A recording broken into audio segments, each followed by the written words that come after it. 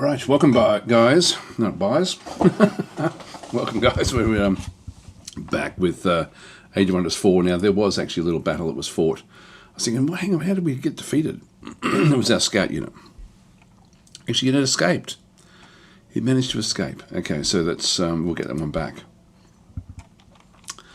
So we're ready for the intern actually. So I think we sort of played out a lot of the rest of what actually happened. Back and through here, we've been able to pick up from this guy here. We've already got the eagle mounts now, which is fantastic. That sort of really does help an enormous amount. Now we do actually have. I can get the gold wyvern mount as well. Flying movement +4 spirit protection. What does a white wolf give us? It's not a bad one as well. We could make use of that. Could indeed. We've got a griffin mount here as well. I might grab this one actually, the golden wyvern. It's only 200. Confirm. There we go. I like getting these guys in, these traders. That's good stuff. Departs in 2 turns. So he's been there for a while. Alright, before we end our turn then, in that case, let's go back to our heroes. And we'll have a quick look and see what they've all got. So we'll just inspect them. So she's got this spider. Now, she doesn't need a flying unit. Although the spider is a good one for the, for the melee fighters. And we've got sort of 2 of them. In fact, I think we now do have 2 of them. So we've got this one through here, which is a tier 2 mount. We now have the tier 3.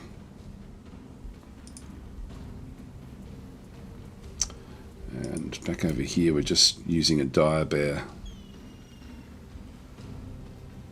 It does have overwhelm. This would be good for a charging unit. Not so great for just for this actual unit in here. So I'm thinking having these two attackers as with what they can then go and do. This one here is not quite as up to, like, he's only level 6. We've got Began at level 7, very very close to leveling up to level 8, which will then give us a couple more aspects as well. You know, I think I might actually give that to Began. Actually no, I won't, because we already sort of got flying units there. So let's just go this way. We'll confirm that one. So he's now got a golden wyvern as his method of transport. So we'll close that one off, which is good. So these flying mounts are certainly worth a lot to us, which is awesome.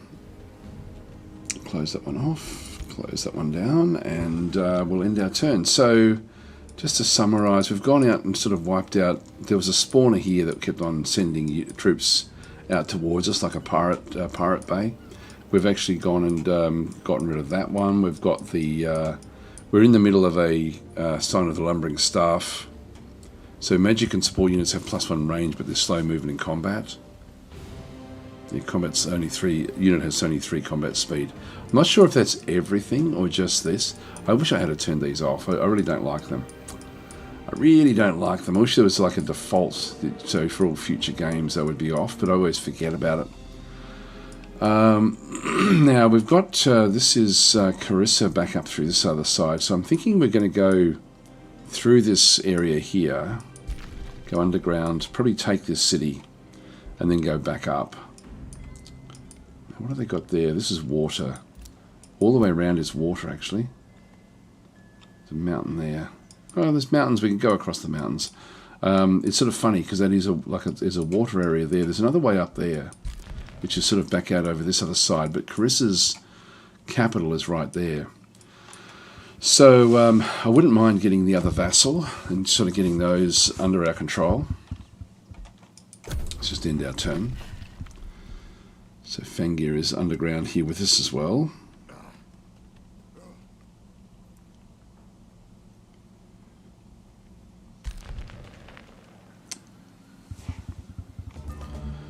she's on her own, it doesn't really matter that much. Now, the rest of their forces went out this way. It would be good to get a big battle coming in, actually, at some point. How are we going in here? Still got one more turn on the Retainer's estate. Nothing much we can get there just yet. I mean, it would be nice to get more longbowmen, to be fair. And so this is now the forces now coming back home again. Now I can move this one. We haven't actually gone up along this road here, like this route. Not that I really need to.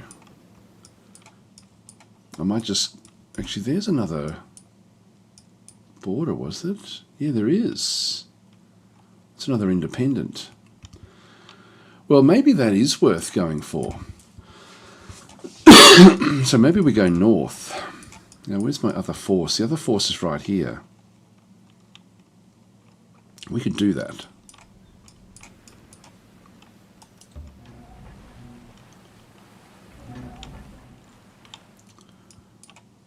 Let's take that one on.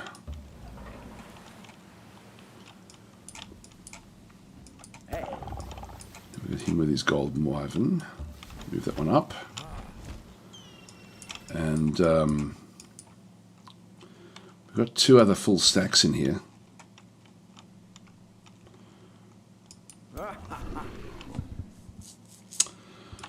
So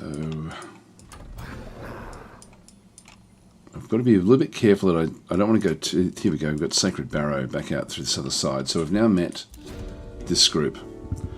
So Elder Tora Tinderwood greets you with a kind-hearted while grasping an effigy of a crow. All right, well, at this stage, we look to be the first ones here. They are Starborn Swarmers, so these are sirens.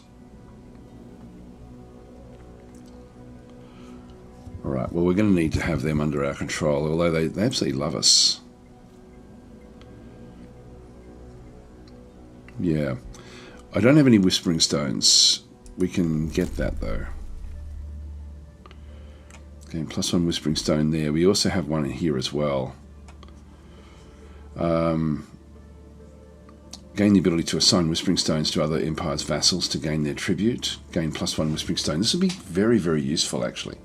Both of these. So this is 175, and this one here is just 125.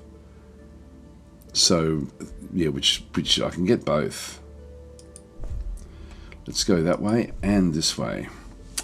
So it takes us down to 14 there, which is fine. So we'll go back into the Sacred Barrow and give them a Whispering Stone. So now I can see everywhere, and this is actually why this is so valuable. I can actually now see everything around it, and because I've got the shadow area as well, I can then do other things as well. Like if I go back underground here and have a look at this particular one, I can still give them another Whispering Stone, I think. Oh, maybe not.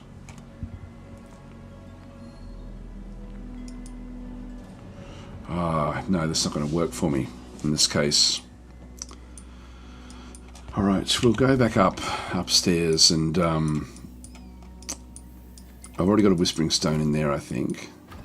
Oh no, I don't anymore. I can give one to them. That will then push them along.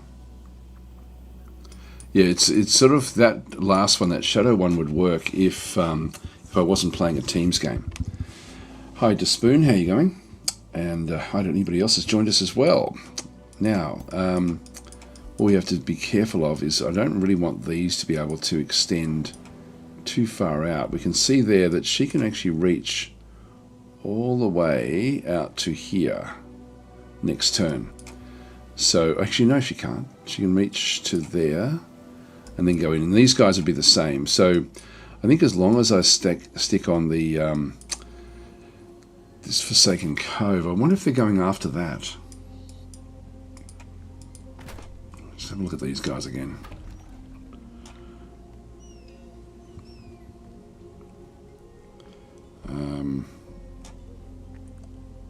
It would be good to get all of these as vassals.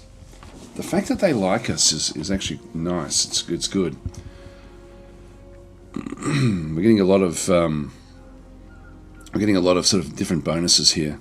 We've got pacification too. This is from the from clearing out the bits and pieces, really.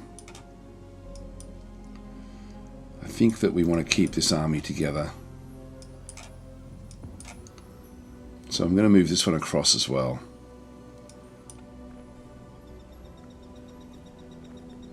Actually, that's going to block me off because I'm not going to be friendly with them enough.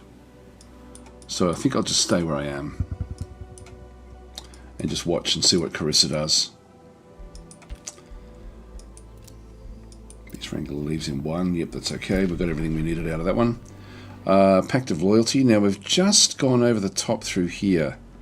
So we do have at Rune Forge we've got one, but you can see that we're just slightly ahead now. Which, good news, proceed at Rune Forge. Now we're vying, this one we're actually vying for with, now the others are they're going to spend the allegiance. And I should have saved one of the amounts that we had there to go and grab that ultimately. So we've got this one as well. Okay, the Crypt Blade, yeah, we don't need that. Leave that one where that is. And then this is really just having a bit of a look around. And again, I'm just trying to sort of explore southwards. So let's just move down along here a little bit. And something moving over there. I'm not sure what that is. So let's see where, yeah, I might head through here and just sort of see what else we can find rather than sort of opening up this. Oh, Dragon's Dusk. Now where the hell is that? Oh, that's nice and close. Not that I'm going to be able to make use of it. It's going to be too far away. Yeah, we can get dragon units if we somehow manage to control this, but we can't actually do that. Like if we have a look at the city here, for example, and go into what we can then go and do with them. So we've got bonded vassalage, but there is no, like we've got boost allegiance, withdraw, cooperation, declare war, but I don't actually have, even with the vassalage that we've got. Actually, I'll see what happens with bonded vassalage. This one here is bonded vassalage, so shares or contributes, trading, yeah, blah, blah, blah. Then we actually end up with the flourishing vassalage. Trading cost decrease, city may be integrated. There we go. That's actually, so city ownership can be given to the empire forging this pact. Ceases to exist as a diplomatic entity. The free city lord can be recruited. I don't think we can do that with mega cities. Like we've got mega cities active in the game. So if we have a look at the realm overview, and this is mega cities down through here. The world allows for the construction of immense mega cities, yet traditional expansion is impossible. You cannot absorb, migrate, or settle new cities. Integration wasn't actually listed there. Interesting. That may be a possibility, actually, in that case, to integrate that one in. So if we can get vassals, we may be able to expand that way. Hi Tenru, how are you going? Anyway, let's end our turn again.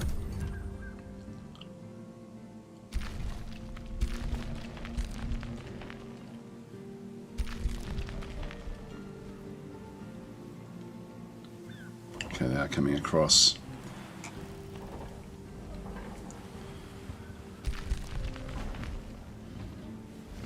Yep.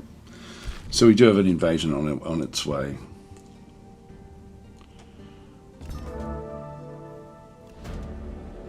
Okay, so it's now left. Negotiations succeeded. We've now got bonded vassalage. This is good. Good news, proceed. So the Orcs are on their way. We need to get these guys back home again.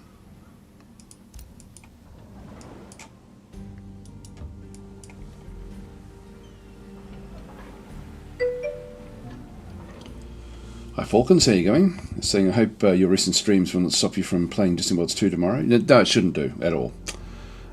Is it tomorrow or the next day after that? Oh no, you're right. It is tomorrow. It's Wednesday for me right now. It's Monday here in Australia was a holiday, and it's put me out by a day. I'm glad you said that because I wouldn't have associated that with Distant Worlds tomorrow. I would have thought the day after would have been a Distant Worlds day. But no, I will be playing that. In fact, I was almost not going to play this today, but then I thought, look, I'll play it because I'm really just enjoying it. And there's also they're actually now celebrating. This is their third year this week, so they're celebrating Age of Wonders. They're celebrating the third anniversary of the game. So happy anniversary to Triumph Studios and to Age of Wonders. So and also it's on special at the moment. So any excuse to play the game, I love it. Hero leveled up. So this is Began is now gone to level 8. So we now get this one in through here again as well. Now we do actually have the 3 orders, so we can now go back and do the. Oh no, we can't do the adaptive order. What do we need? We need 4, do we? Yeah, we need 4 affinities in that. Okay, so what do we end up getting here? Frost Strikes is a good one for us. +2 frost damage, 10% damage against targets that are slowed or frozen. We're going to find that we're going to get more and more and more of those. So I think that that's almost just ready to go, to be honest. Actually, we've got the adaptive nature here. Withering Decay and Adaptive Vigor. What does that one give us? Once per turn, this unit gains regeneration when hit by an attack. I think I'll still go Initiative Shadow here for Began. Alright, now what else do we get? So we've got this Frost Strikes, so +2 frost damage, +10% damage against targets that are slowed or frozen. I think that this is going to be more valuable than nearly anything else at this stage, so we'll go that way. And then we've still got one more that we can choose. Now we've got the Reckless Rage. I'm not interested in that one through there. Cleaving Sweep. Again, we've got the Frost Strikes now as well. The Warrior is not exactly what I'm looking for here. Well, Army Leader, all non-hero units in the army gain +10% damage to the attacks of adjacent friendly units. And this one here is they get +1, while Army Leader, all non-hero units in the army grant +1 defense and resistance to adjacent friendly units. Well, we're going to be using that sort of thing quite a bit.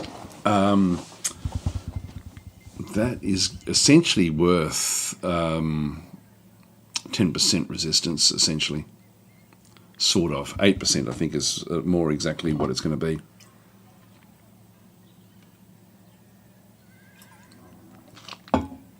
And if we go down here, that's actually good. This one here, yeah, I think I'm going to go this way. Just get them to bolster what's going on. So we'll confirm those. So there's Began. Okay, so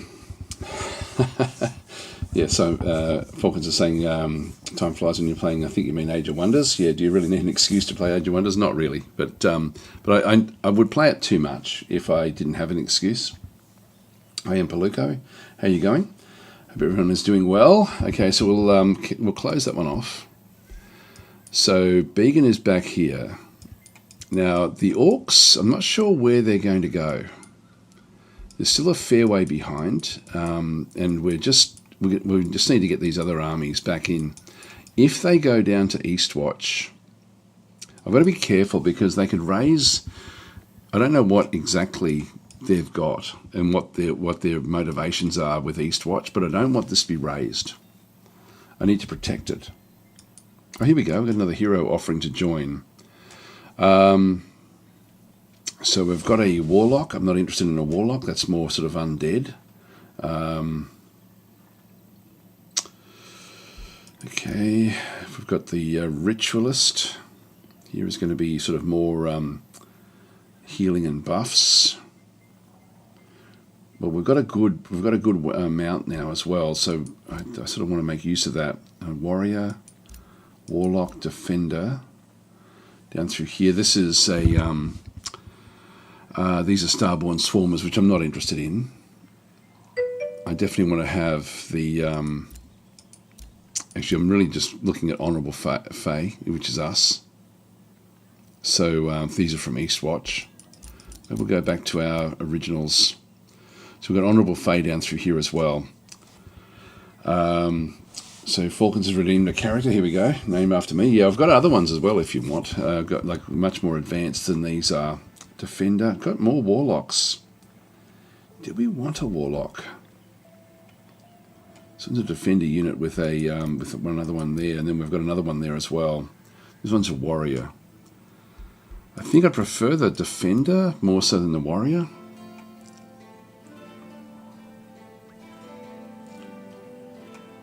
The Warlocks sort of half interest me now because we're going Frostling.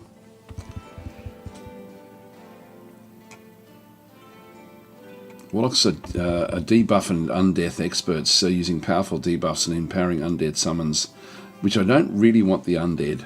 To be honest, I don't want to play that way. Just thematically, it doesn't sort of feel right. Let's go back to here. So we've got again another Warlock. These are level 5. The Ritualist. The Ritualist maybe. It can use orb weapons.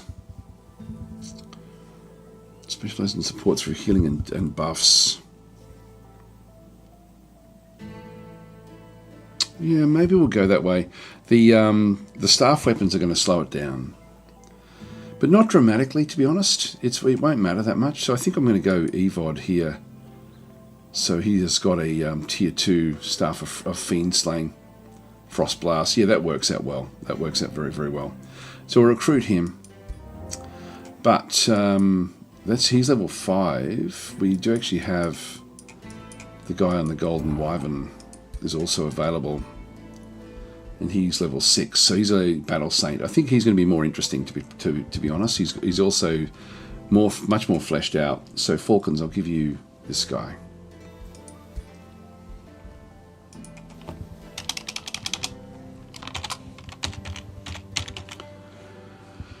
Falcon's the Duelist. Accept the changes. There we go. An Aura of Disease around him. At the end of this turn, adjacent enemy units have a 6% chance of becoming diseased. Okay, yeah, this is from one of his things that he's got.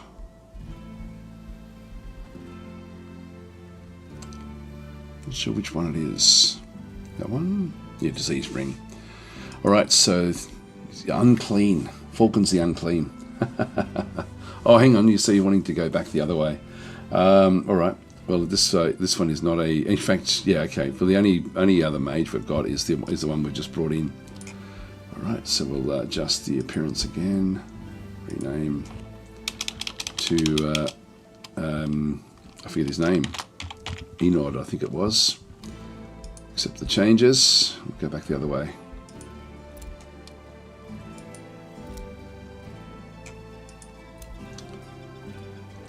Evod. So adjust appearance in here.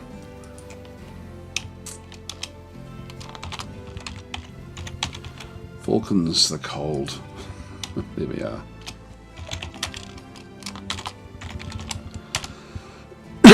We'll accept the changes there. Alright, so that's all good. We'll close that one off. That's actually good timing for us to get him, because I can now move, well, him in with this group. Just move him up there for now. And Sapior has redeemed the other one. Okay, so it is going to be Sapior for this one here. Just appearance.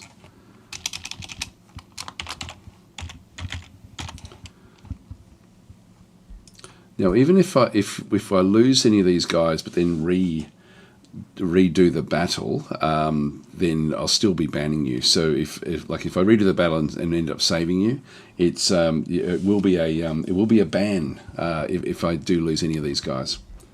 and then fix it up afterwards. Hope that makes sense. Right, so we've got Retainer's Estate has now been built in through here. We've only got 188 gold left. And what else can we get? Merchant's Guild I can get in 4. This is something we are definitely going to be needing. It's going to give me a big boost. Let's go that way.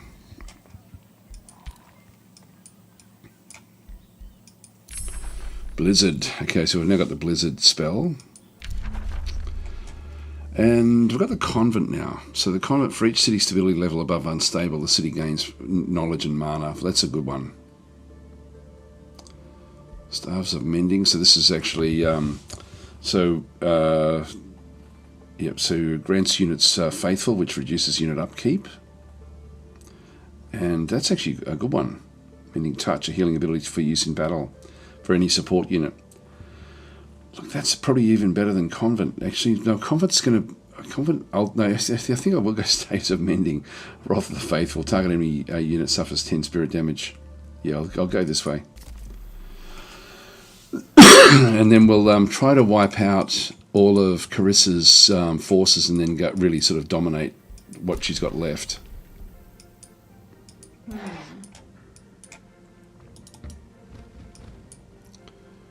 Move out into the open.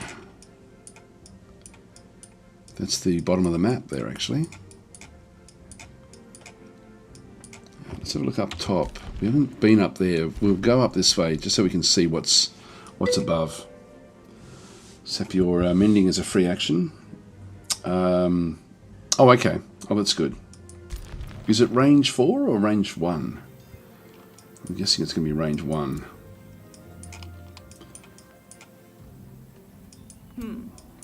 Yep, so I'll just leave Falcons there.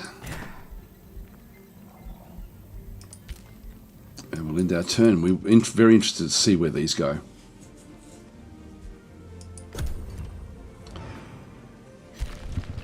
Okay, so this Fengir, the dwarf.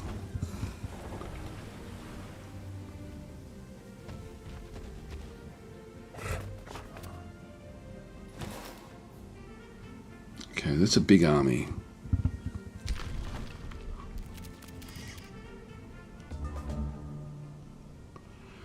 Now, Runeforge, I should have checked this one last time. Yeah, look how much we're rocketing away here. Pact of Vassalage in 1 turn. So I don't think I need to do anything else there. Yeah, I can't really boost the allegiance because we're going to be there anyway. So we're moving very, very quickly up through these as well with Runeforge. And so they'll become a vassal, which may then lead to an attack that we won't be able to defend against. Is where we have to be a little bit careful. Let's just go back up top and have a look at this city over here again. Yeah, so Fengir is here behind us, and again we've got very, very good movement through here because of how we've set up these elves. Now we need to get across to. We can get there in 2 turns. It's suggesting we go this way.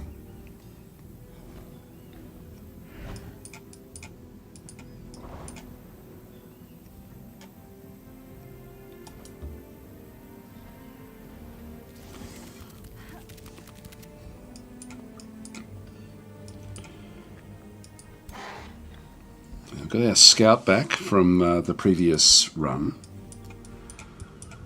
Now we haven't been all the way down here yet, so I do want to just stay. Initially we'll just keep that one sort of back. So this is the one that we had essentially lost. So we'll move out one of these. Give you control over this one. Armies merge. Actually, what do you have? What skill set? Oh, this is good. So he's already got XP and the logistics training. So we'll close that one off. We're not making very much money though, unfortunately. Now, how far can these guys get? They can't attack this yet. Oh, that's okay. So I've got an extra turn up my sleeve here for when these do come.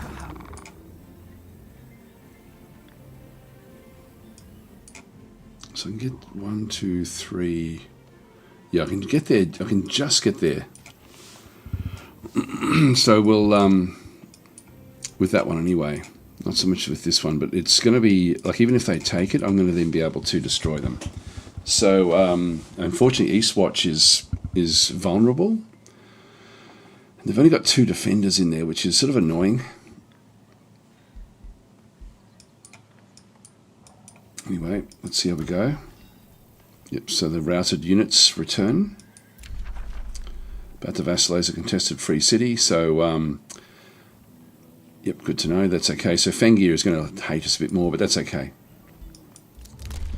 New Empire development.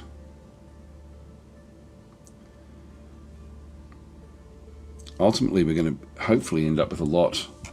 I don't think Fengir will destroy the cities, but I think that Carissa will. If she can get in there, I think that she'll actually pull these apart. Spells ready to cast. So we have the Light Spirits, Create Forest, Blizzard. What else do we have? Yeah, nothing much else there. We've already got all these things active.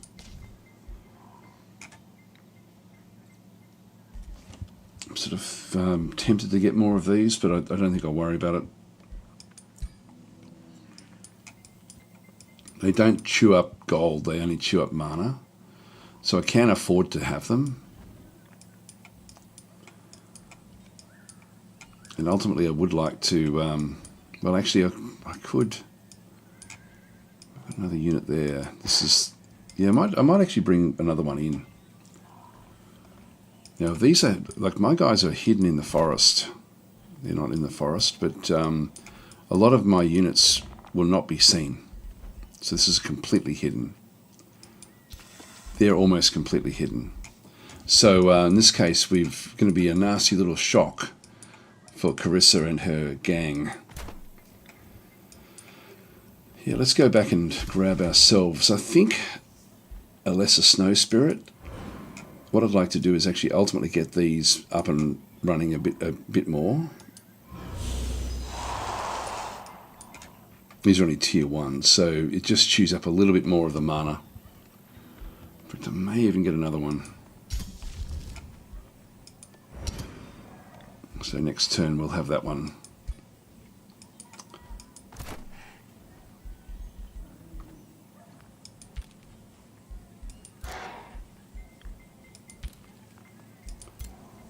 What's required? Just leave them where they are.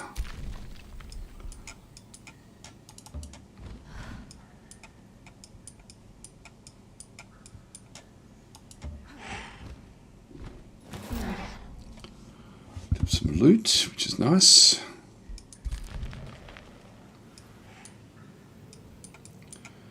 So we've got a spawner over here, an Astral Rift. This is active. They may come against us at some point.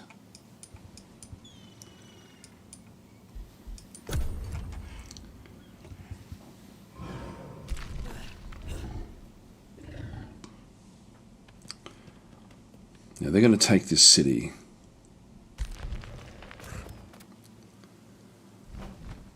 It's interesting. Not willing to take us on.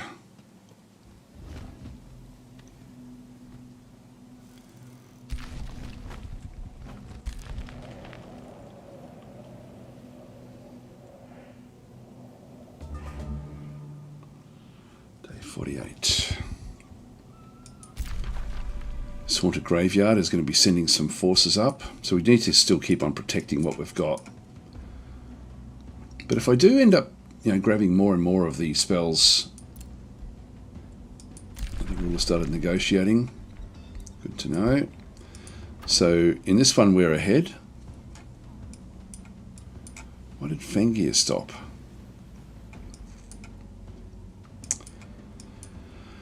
I'm not sure. Not sure why they stopped down that way.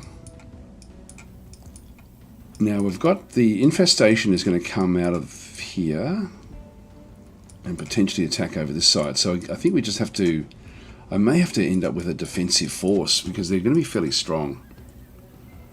I don't really want to be splitting these forces up, which is why I'm thinking if I can build another stack, That would actually ultimately be pretty good. Just get the healing up through here, and then we'll sort of keep on moving up this one off. A 5th stack of units.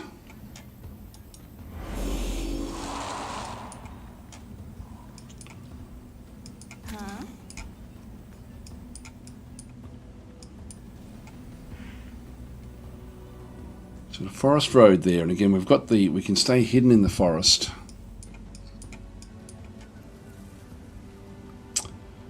I'm just going to pop my air conditioner on. I'll be right back.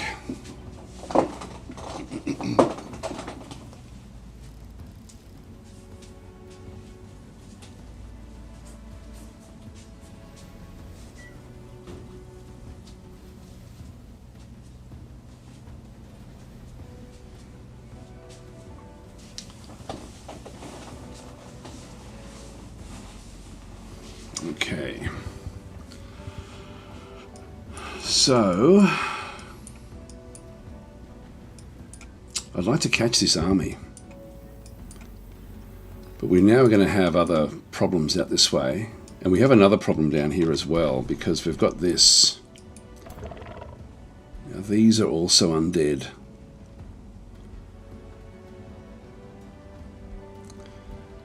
I think that they've come from here as well. Actually, that may go... Well, it's got nowhere else really to go. I think it's going to have to... Like, it's sort of just wandering around in this territory. Maybe I send stuff out here to destroy these. What's the fastest way underground here? Yeah, it's 5 turns to get something else there. Like if I grab this unit, this stack here, for example, and went down, page down. Yeah, 4 turns. If I go through this way here, down that way. Which means I can get there a little bit faster if I just use this stack. Yeah, 3 turns. Well, it is going to be a problem. That's one thing we have to deal with. I'll just have a look and see if there's anything of interest. Yeah, there is this one as well, Archon Blood. Actually, that's... Alright, I'm going to do that. I'm going to take 2 stacks down that way. I think. So we've got Fangir coming along this way. We've got another small monster den spawner there. This is a bronze infestation spawner, so not very difficult. Let's just go back up top. Then we have the, this will be a gold infestation spawner down that way. So there's more stuff. There's hasteberries. We've already got hasteberries, but I don't have Archon Blood. That sort of is valuable to me. Well, not sort of. It is valuable to me to get that. Is there anything else? We've already got the Tranquility Pool. What's this one have? This one's got Astral Dew. Well, that gives me that whole set. If I get all 3 of those. Yeah, okay, look, I think we'll do this. So we'll treat this as a bit of a diversion. What have we got over there? This is Fireforge Stone. Again, we don't have that either. That's a little bit out of our way. But this isn't. This definitely isn't. Yeah, let's go and do it. Yeah, there's different stashes in through here as well, which we haven't been able to collect. Okay, so look, I'll send in... Well, the closest one I have is... actually, I don't know if I want to send the big army in, because I need her to take on Carissa. So we might even split this up and get like a couple of different units. So we've got our outpost here with this group that is attacking this way. All right, I'll just zoom in again. For the sake of 1 turn, does it really matter? Not really. So I would prefer to have... These guys here have got 1,000 points as well now. These are 1,000. Begin's force is even stronger because of these. And Falcon's force is only 600. So Falcons would be the one that I'd be wanting to send down to do this, along with this other group. So let's do that.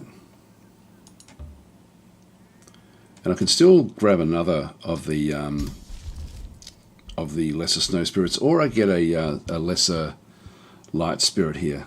I might go that way. So we'll get that one next turn. And we'll start to move these across as well. One change that's come into the game recently is that the the units level up all the time. They're always getting experience. So the experience model has changed a little bit, but they do get a big boost by having somebody like a hero in here with the with pushing XP. So they get 15 experience per turn. It was only 1 experience, but they've now changed the whole way that experience now works. So the numbers for experience are now much higher than what they were before. You can see there that everyone gets 10 experience per turn, and so we end up with an extra 1.5 turns essentially by having them with a hero. If I go to even this one here, for example, have a look at its experience. You can see there it's getting the base is 10, the experience with the leader is 15, so it's getting 25 per turn, which is good. And so the more I can actually get these guys leveling up, the better. Once I've got a defender unit, which is exalted, I probably don't really need to have that in the stack anymore. So this is already legendary mode. It can go in towards exalted and get another 10 hit points, but it's not going to really make a massive difference. So we'll bring those 2 stacks down, and then bring these up to start to round up the others. So we'll just get into a defensive position here first. And again, I want to stay in the forest, so that is Forest Road again, which is good. And so everyone is hidden there. In this case, this one is not hidden. And this one here was not in the forest. So the 1200 was what scared them off. So let's just go back to the forest and see if we can actually entice them back in. So we can go all the way out to here, but I want to sort of just keep the armies together for now. So we'll keep Begin's force in there. All right, that's good.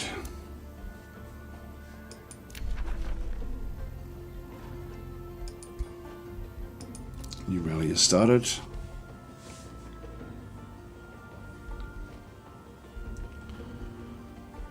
I don't think I want any of those, to be honest. The Houndmaster is a ranged unit.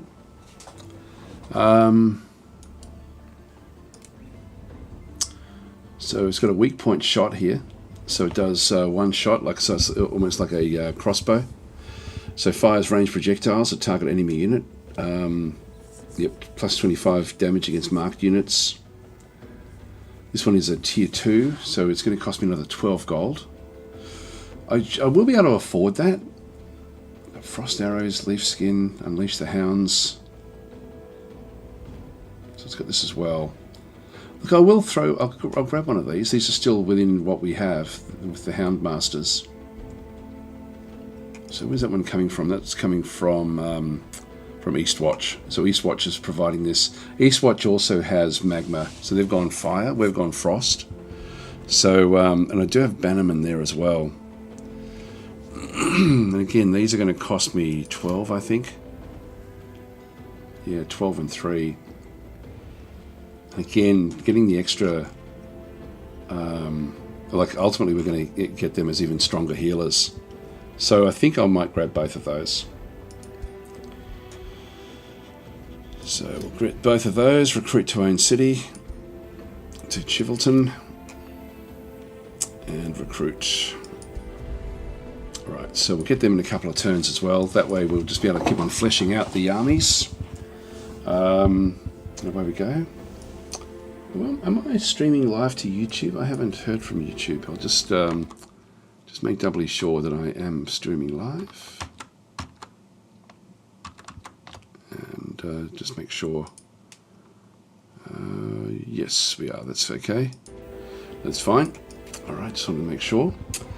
Shivelton can annex another province now as well. So, out this way, we do actually have a few different things. I've got another farm that I can get. Now, actually, this is the, for what we wanted to do with boosters, the estate hall. Build the third forester for that one there. The crypts and things we don't have any boosters for. The item forge we don't, and the prison cells we don't.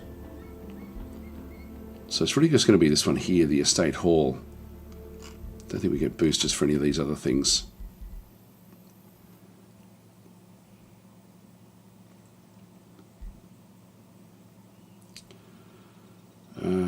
Yeah, this one here it counts as a farm. I can actually make good use of these. I never do enough with those. So forester is what it's looking for. 3 foresters.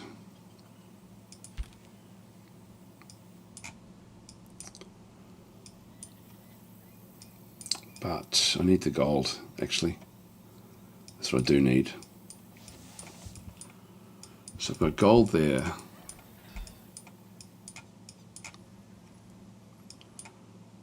It's all inside my territory this way.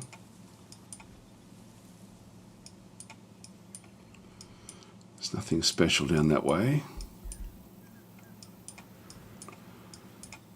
I think that's the only good location that we've got.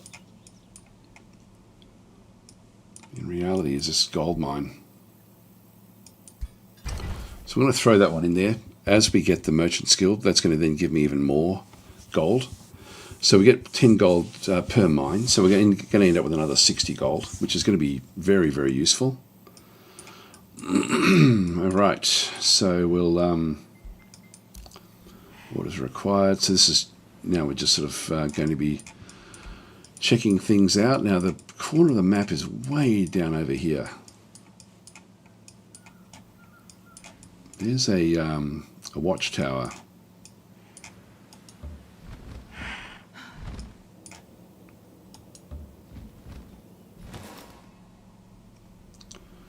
New location confirmed.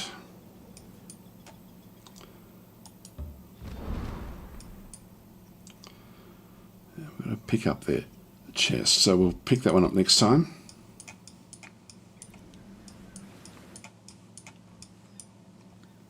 Something in there as well. All right, so we're finding more and more out about the world. So we're hidden in here, which may entice them to come back.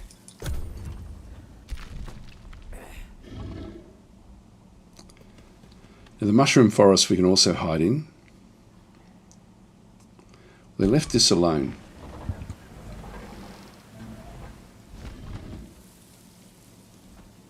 They're not moving away.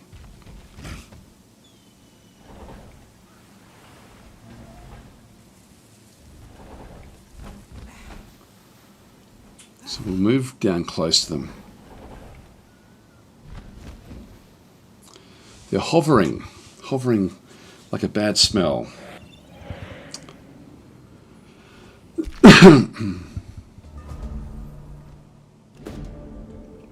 Alright, so keep the mages empowered, deserves a personal investment of magic. So we can lose mana and then learn Sign of the Lumbering Staff enchantment. Getting the extra range, I think, is very, very valuable. I think we go with that. So I think we'll lose the mana. That does sort of keep them going. Negotiations succeeded through here. We've now got the Pact of Cooperation, so we're a fair way ahead of Necron with this one. And again, we're just going to keep on rocketing ahead here. So that's good news. Proceed that one. And we also then have... This one has now become a vassal. So again, we're going to get a bit of an influx in what we're doing, and so no one else can go into here. But it does mean that we're now at war, or they're at war with Fengir, for example. So Fengir will bring an army down at some point to take this one out, and I can't protect it. It's just too far away. Actually, that's interesting. That there, these items. I do want to pick these up when we find them. The Lesser Light Spirit.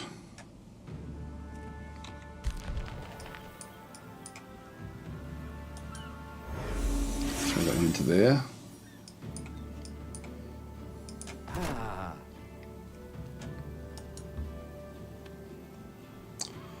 Can't move any further. This one here can, because it's a flying unit. So these ones don't have flying, but the others do, or flying or floating. I'll keep them together.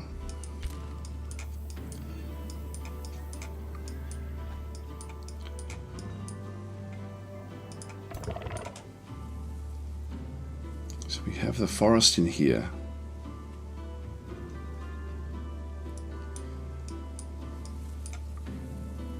I like this, you know, this is really thematic for playing as like a wood elf type unit. So we're completely hidden, except for this guy. He's the only one.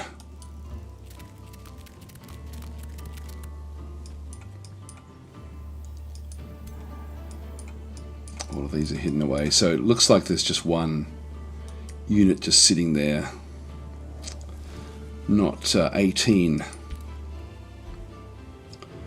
Now Fireforged Stone has been acquired. This is good. So we've got that one through there. We do have the Tranquility Pool. We can see Archon Blood and Astral Dew as well are now within where we can get things. Yeah, province improvements in provinces with mana. We end up with resource nodes grant +5 knowledge and mana. So this is getting all of these is going to be very, very valuable. We've already got all the plants. So we're getting +15 Imperium. Getting the ores is going to be a little bit more difficult, I think. So we'll just keep on sort of going with that.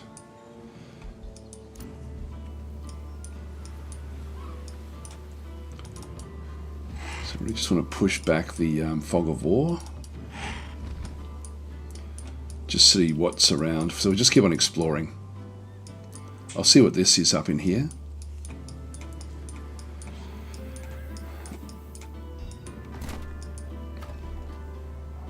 Yep, so 2 turn to get Flourishing Vassalage.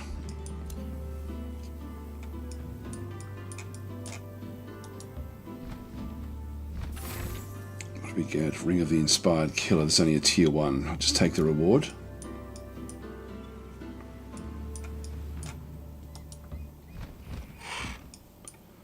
Let's come and have a look at these little islands. God, they've done a good job of sort of making the game look great. Like it's such a beautiful game. I mean, they always have been beautiful, but this is just next level. Now, what will Carissa do? Will we get a chance to now attack her? Here we go. So these guys are now going to lay siege. And we can't do anything about that. Oh, here we go. We've now found another one. On the edge.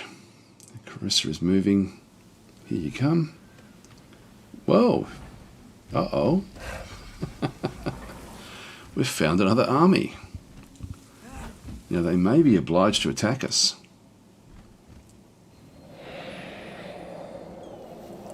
No, they didn't. So she's realised her mistake. So we've come charging out of the forest towards where the orcs are. And, yeah, war. So we've now come across. This is Larissa Mirabilis. She's gone full evil. So she's interested in tranquility, gold, hasteberries, and rainbow clover. So, so she's got some of what we've got. Okay. She's got access to some. Now we've got this is the group now that's come back in, the extra forces, which I could send them off with this group, which would then flash that group out. Let's go and do that.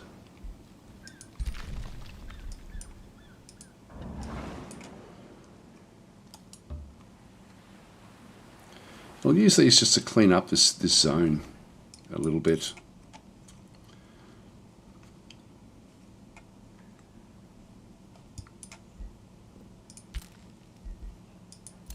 Got the Merchant's Guild, which is going to give me a big influx of money. State Hall.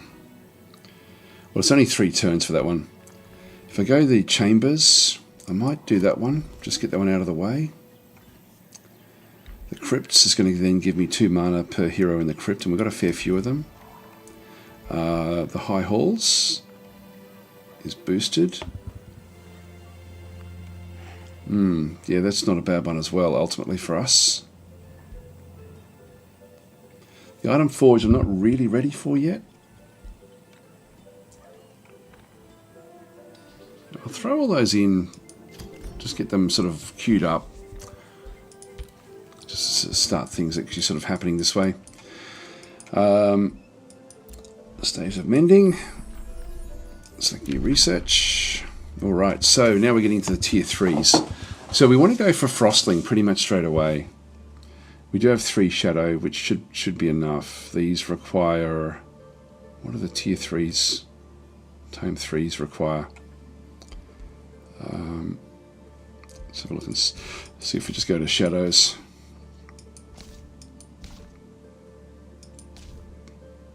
Subjugation. Corruption. The Cold Dark. So this one does give us Frosting transformations, which is what we want to be. There's supposed to be blizzards on the world, and so this will actually ultimately then just give us a lot of power essentially. So we're going to go this way to start with. Life brings both warmth And there's Frosting transformation there, so I'll take that one straight away. Unlock Bind Ancient Gold Ancient Wonder spell. Alright, so that's now an objective, I guess. Edge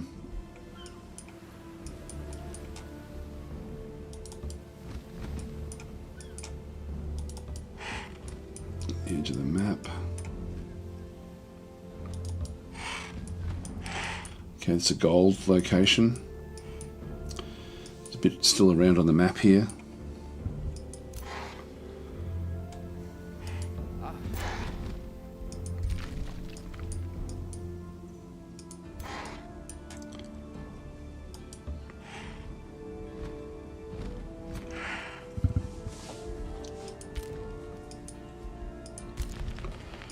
Now we've got our 3 against their 4.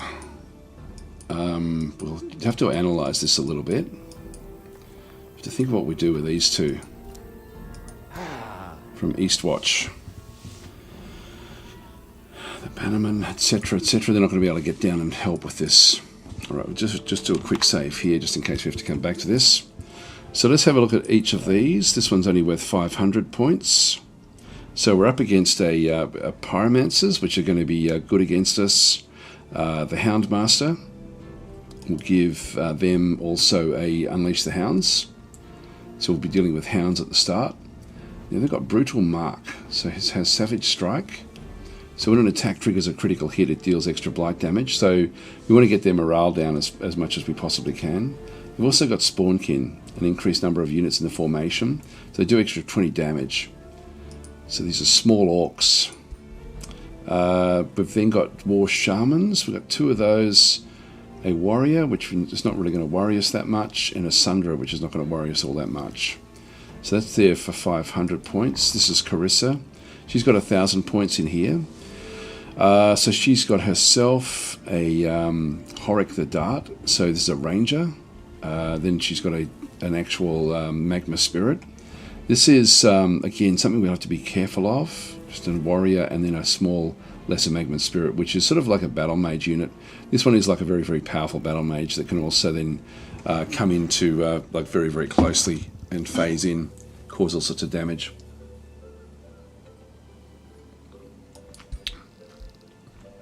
So it's got explosive phase, fire bolts, incinerate. So it deals damage in a 1 hex radius, so we're going to have to avoid that one. It's only range 4.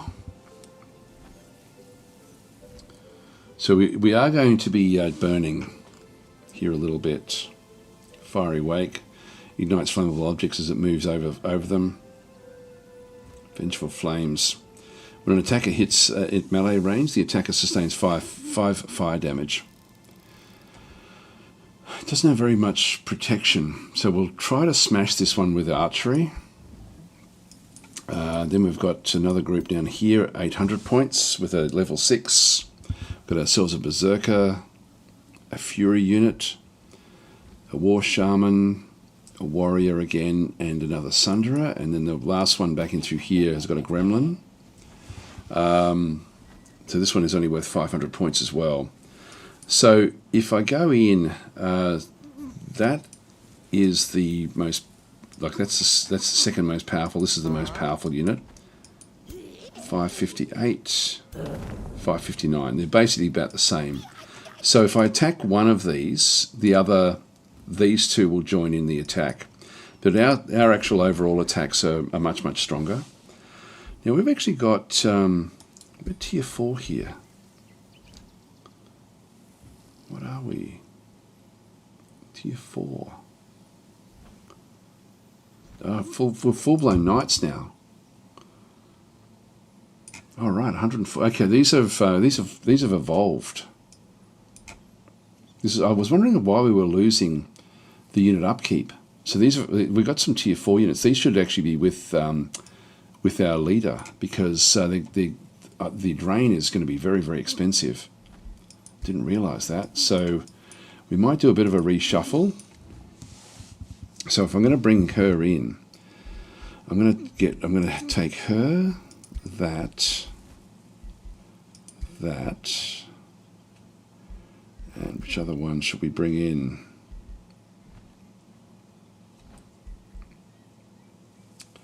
I think the White Witch.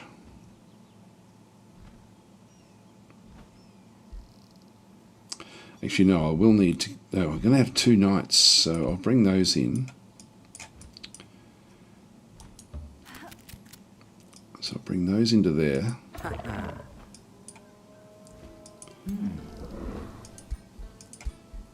These guys can go with the Queen. That's then going to give me another big influx of gold, because we don't pay any upkeep with the Queen.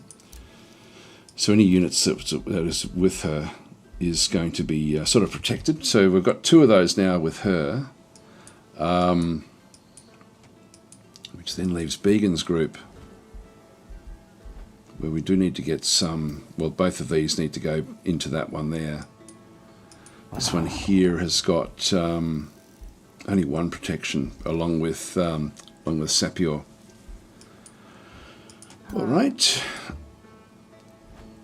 Okay, we'll do a quick save here, and we'll just start the process now of eradicating her army, which will then sort of lead us... Then we'll go straight downstairs and straight across, as long as we don't lose anything. I think I'll still bring this force up towards them. And again, these will hide in the forest.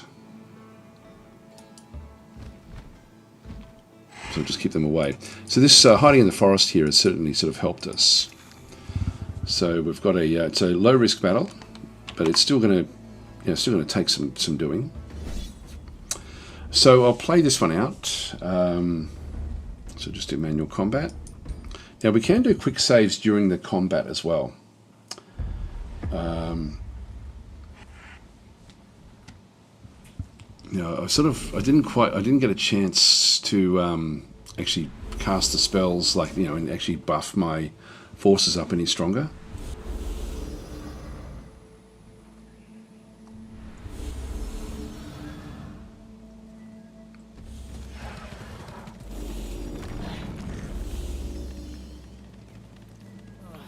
So in they come. So the big magma spirit is the one that I've really got to be careful of. So we've got Carissa the Red over through here. If I get rid of her, the spell cast, they lose their spell casting, and there's the tier 3 there. My balance is pretty good overall with everything that I've actually got. So I've got a couple of tier 3s here. I do actually have the defender unit, an exalted defender unit there, which, and again, I just want to make sure that this one doesn't get a chance to really use this much. The incinerate, it can do this one like it can move up and then do it. So I can actually sort of move in. That's range 4. This is range 4. So wherever that goes, that's where it can actually hit. Hi Beacon, how are you? Just in time, you're just about to face the Orcs. Your character. So they're that one's likely to go to there. Carissa has also got the same thing, fire evocation, but not much. It deals damage to the target and all connected enemies. Range 4. She's got a tracker's mark as well. So let's start with our with getting this one up.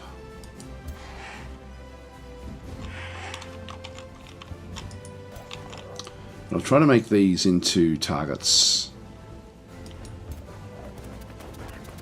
Having flying units means that we can go over the top of everything else.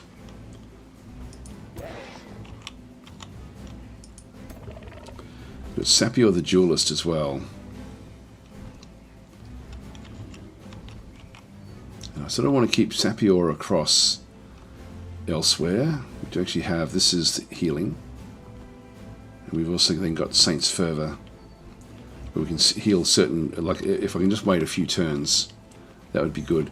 So we'll have to leave the others to tackle all of these.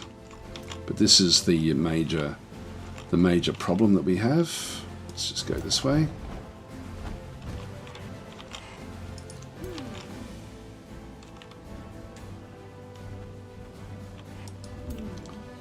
Bring this one up.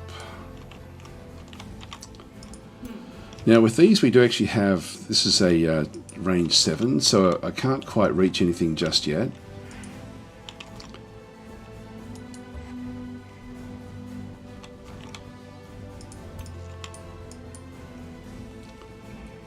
So I'll just sort of get it close. And then we have the White Witch as well.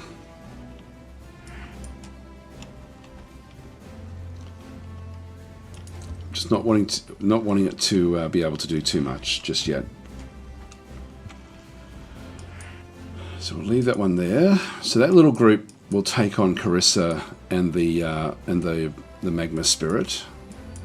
That then leaves all these others to take on the rest of these forces, which aren't anywhere near as powerful. So let's start over here where we can start to try to get... It's mainly going to come down to what our range units can do. So we've got another long range unit here. So I wouldn't mind that one being up in the middle here. Now again, if I start there, that will do us. So we're inside that terrain. The Bannerman as well. I'll just move that one across into this position. War banners.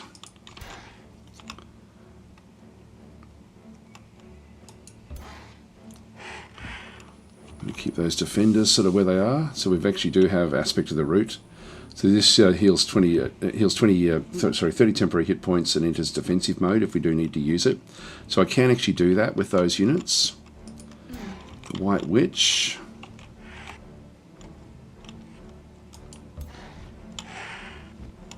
I don't think any of the heroes here can do much. This one's got leap. Jord the Boar, so he may come back. Okay, so I'll use Began up here for starters. So nearly everything is Yeah, that one there, I might even move that one up. This one as well. I'll just move it across into there. They may come around the outside, but I don't think they will. We've got two gaps in here as well that we can sort of just protect against. So we've got the... don't have anyone really that's going to be good at protecting. Use that one in there. The knights will ultimately be wanting to use as shock troops. Keep them sort of on either side.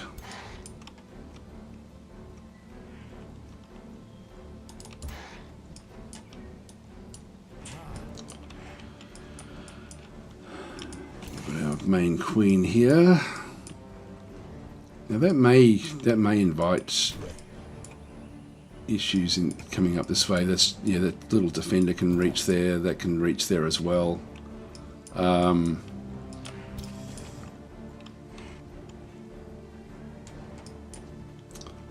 Just move that one back there for now.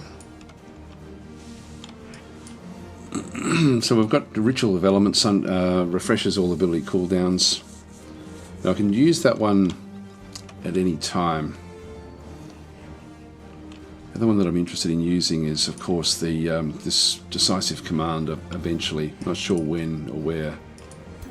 Usually with these archers, I do have a shot there.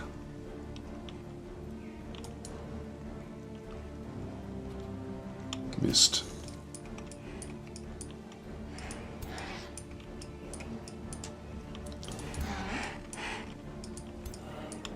And the healer back this way. We're a bit light on in the middle, but that will do us. Okay, so we've moved everyone now. This is going to be the most important side to destroy. I may be able to bring this one straight across and actually hit these as well. So let's end our turn here.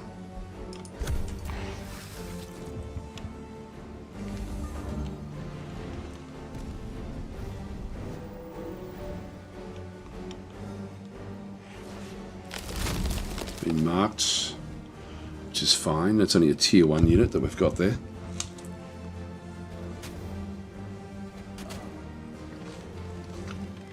I don't mind them sitting back because we've got longer range units.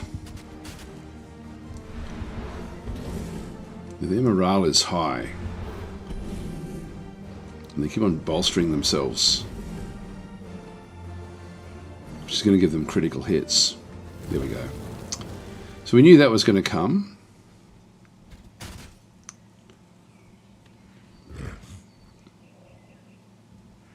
We didn't check to see what that one could do.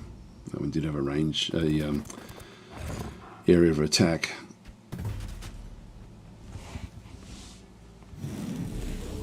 Whoa, that is a lot.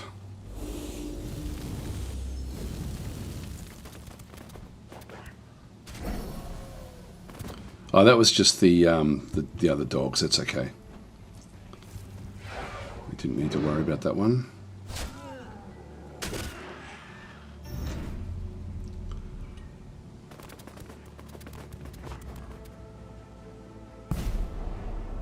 It's been constricted. And the others are just going to come through that gap, which won't really matter that much.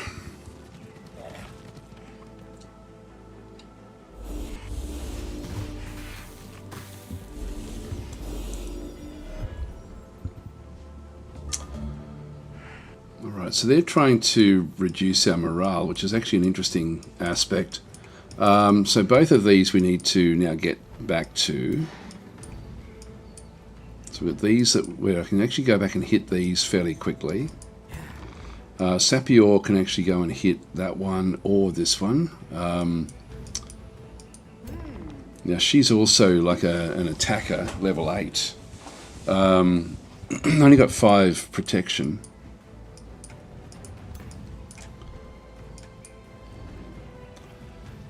Now I don't really need to kill that one off. The White Witch, I've got a 70% chance to hit that with that one there.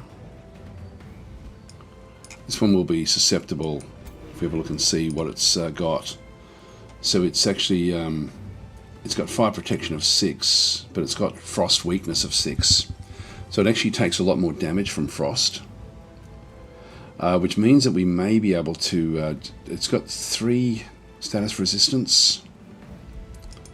Just close that one off. What I might do is I might just do a quick save here, because this is probably, like, there's probably going to be so many different options we're going to have through this other side. If I use this attack here, I've got the long shot there, which will, it's got frost weakness, and we've got that as well. But if I actually freeze first, so if I fly this one up into the face of battle, there's nothing much on the other side that can actually do anything here.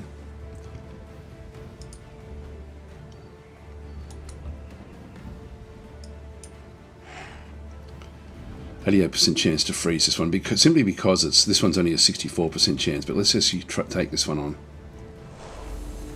Great. So we've frozen that one, which means it can't do anything next turn. Now I can actually use these that don't miss to do big damage.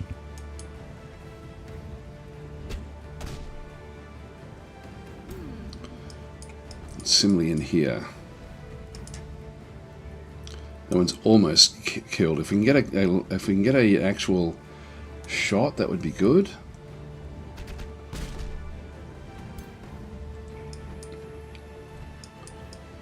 Now that just leaves these 3 to then deal with these 2.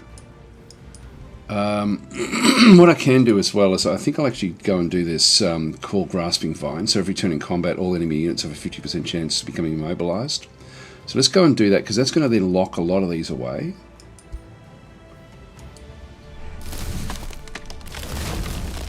That means a lot of these can't actually do anything. Like that's now blocked there, for example. So I can smack this one across, because I can fly over the top. I can kill that one off straight away. Now there is Vengeful Flames, which will kick back in.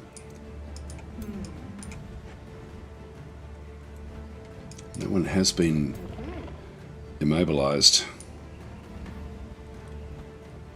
She does have regeneration. So Sapior can actually get in. Got 2 shots there, only 1 shot there.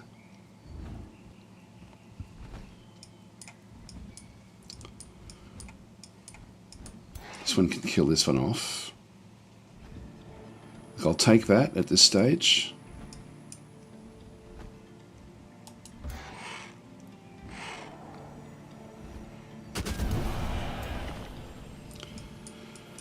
We're going to have to deal with this.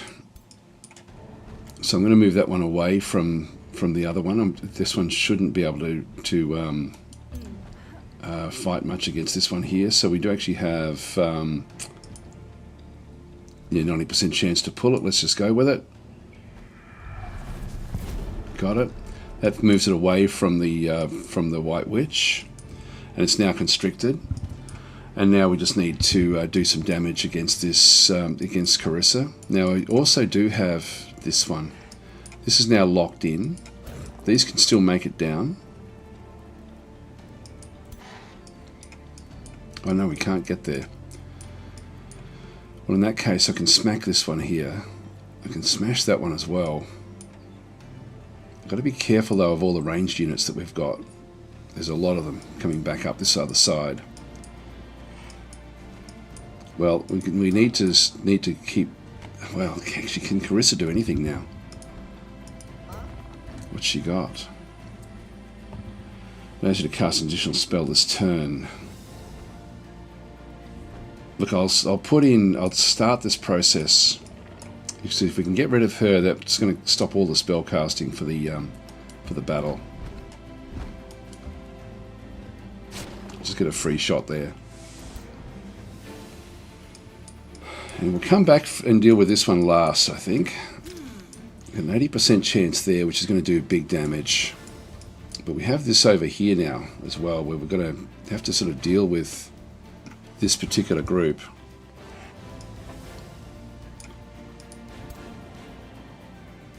We do have a provoke.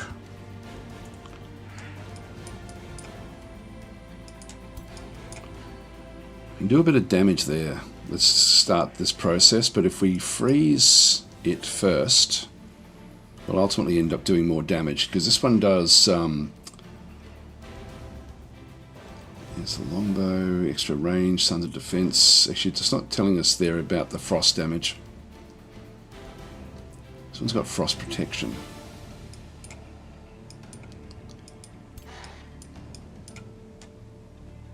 Because of the mammoth.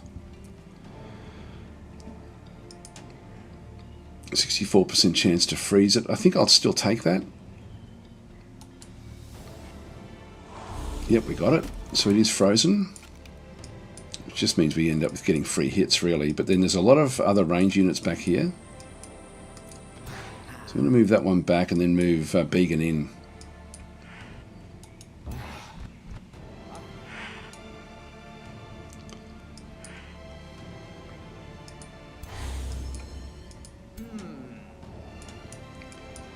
And that's going to give all of these guys a bit of a hit.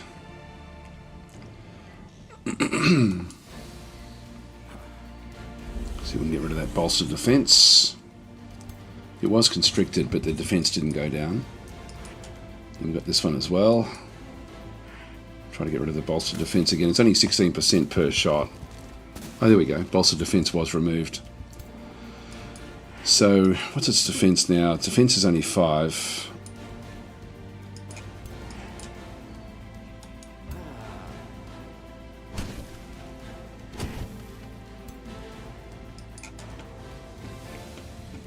And then these are stuck in here as well, like they can't move.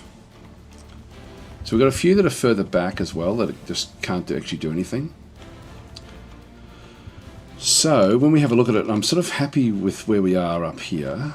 We've still got 50 casting points, which gives me 2 of these next turn. Not this turn. Now these are burning.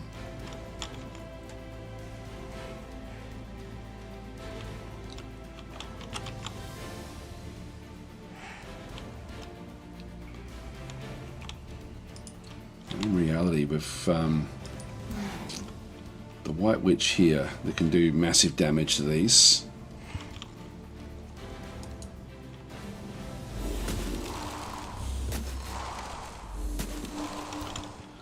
By immobilizing these with the vines, it means that we don't have to really rush. There is a Pyromancer there, unfortunately, which can use this Flame Strike.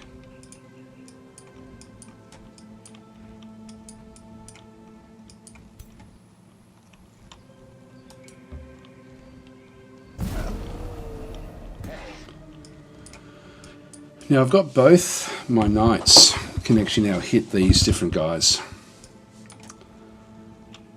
I've got a charge strike there. That's not going to it's not going to worry me much if I go back up into here. I'm going to try to take these leaders out.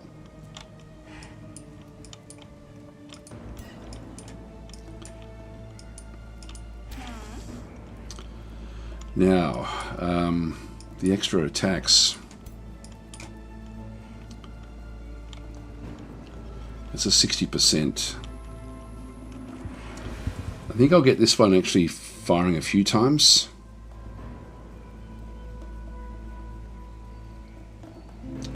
Although giving these a second shot as well, it's devastating.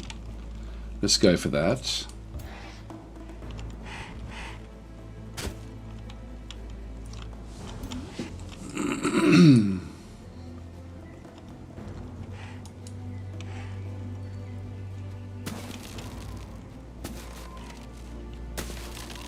We missed but hit this one here, which is not terrible.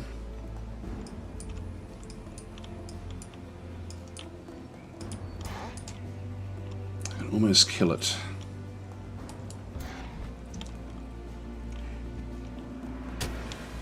So we're going after their big ticket items here. Now we've got the other one that we've got here is to give somebody else another go, and I don't need much to get the kill here, so I'm going to give this one another turn.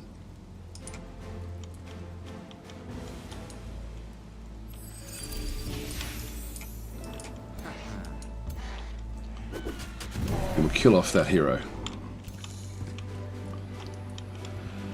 Which makes everyone else happy. 80% chance here, so we'll just keep on sort of smashing this one as well.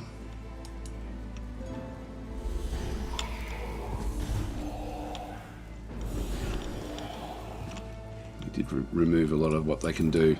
Now this, the White Witch back in here can use this spell pretty much to attack those. They're likely to attack back down this way, I think. They're not going to go up there. They could attack up the top, get even more there. There's nothing much I can do about that though. But this one here with its warding will actually give me another 2 resistance. Yeah, so all adjacent friendly units gain 3 resistance and 3 status resistance. So rather than attack something, which is hardly going to do anything, who do I want to protect? I want to protect these. Let's just move into here. Just put our warding up. We're taking a bit of damage, but I don't think anything can really kill me off at this time. So we will end our turn here. I'll just go, yep, end turn is all we can really do.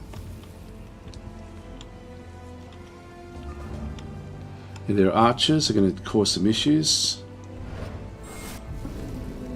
There we go. We will need to heal up. So Began taking big damage. Whoa.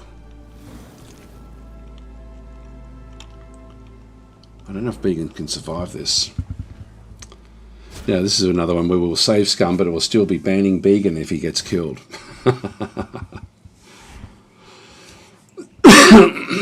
So they're still moving around.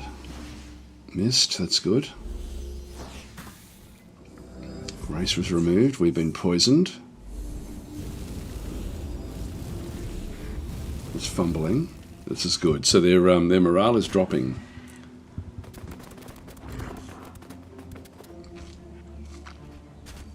That's okay.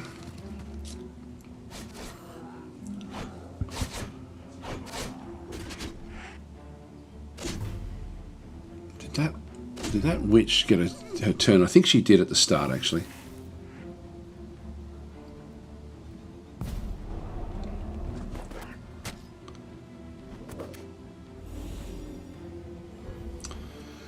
Okay, here we go.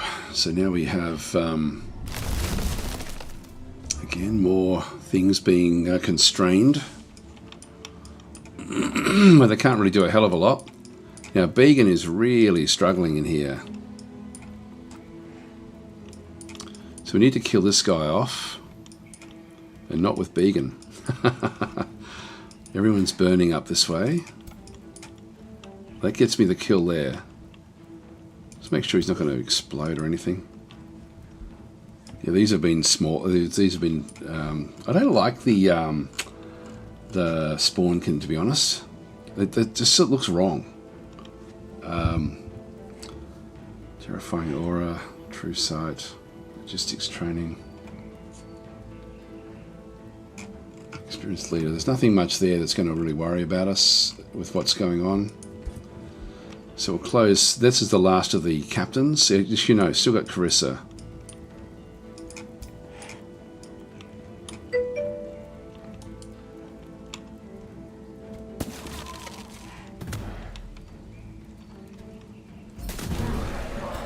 So he's been destroyed, that's great. Now Began can get out of there. Now Began is down to 7 points. He's got Mending Touch. What else has he got? He's also been poisoned. 4 blight damage each turn.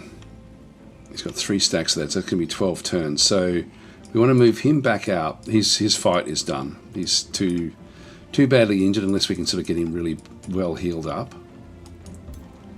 Let's get him out of there. We use Mending Touch.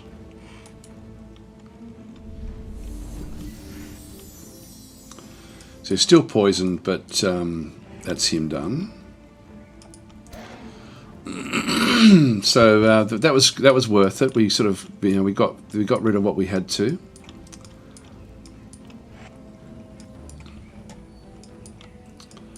That one there is a problem. Now we've still got all sorts of different things in here. Now if I move out of there, they're going to get one attack against us. Now what I was hoping for here is that we can end up just getting a lot more. We can kill that one off straight away.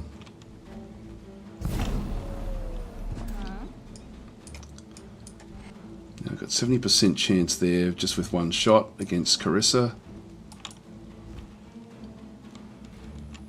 Missed. That's a bad miss.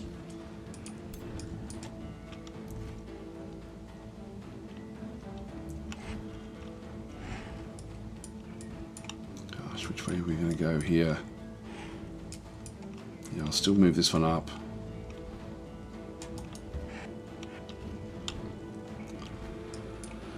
Don't have as much here as what I would have wanted to do. This one's no longer constrained by anything. Okay, big bolts here.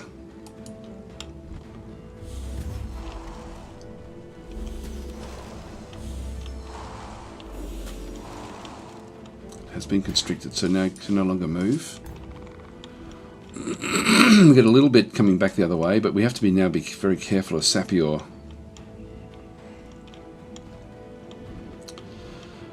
There's a stacks of fervor, gain temporary hit points. I might do that. We've got 5 fervor.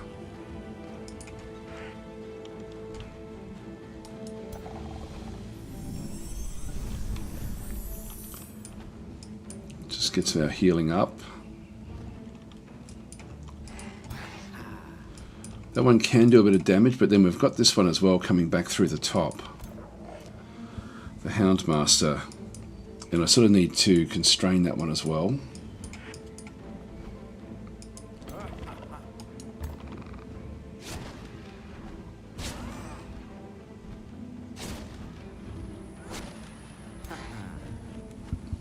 Yeah, we're close. I think next turn we'll have that one. So we can lock the... Well, we can start doing damage against the Houndmaster now. So let's just race forward.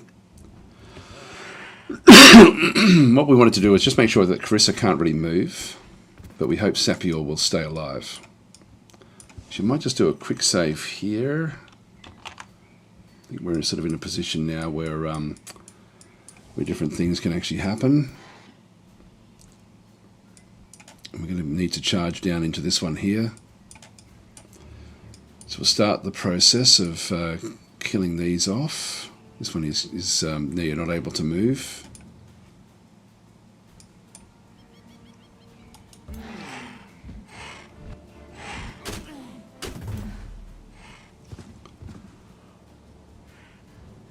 So that's almost dead, but it can't fire off anything now. So it's actually now sort of stuck.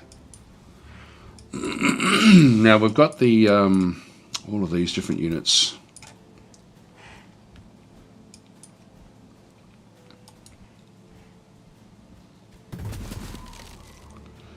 There's a critical, that's good. That one's almost dead.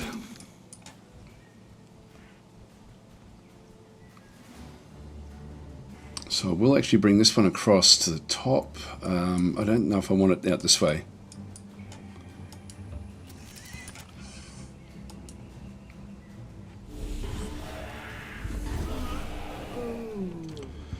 That's been destroyed. This is good. Again, can't quite reach her. But we can get back into here. So even though this one's going to have a shot at me, I'll still actually smack this one. Oh no, it didn't actually have a turn. Now that one's going to take a little bit of heat, but not a hell of a lot. That will survive. And we've really got this one here where we just need to get the constrictions happening. I can still freeze something. This is now going to be the biggest little group that we're going to need to deal with.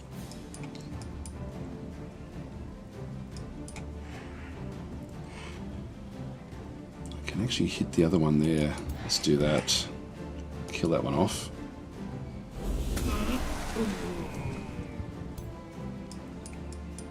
So it's gone. And we'll just move this one up. Start to hit these defenders. They're quite strong with these orcs, with what they do. Now we've got this unit as well. Now this is all burning terrain. So I think we'll move back away from the burning terrain and just sort of let that one burn itself out. Because these, we'll be able to go back for these at some point. So let's just move these back.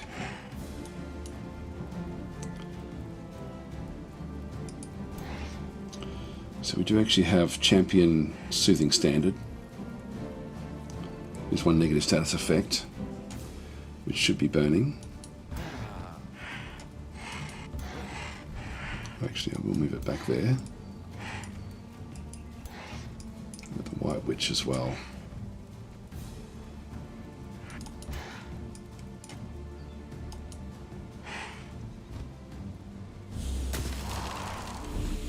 These White Witches will start to really pay dividends soonish.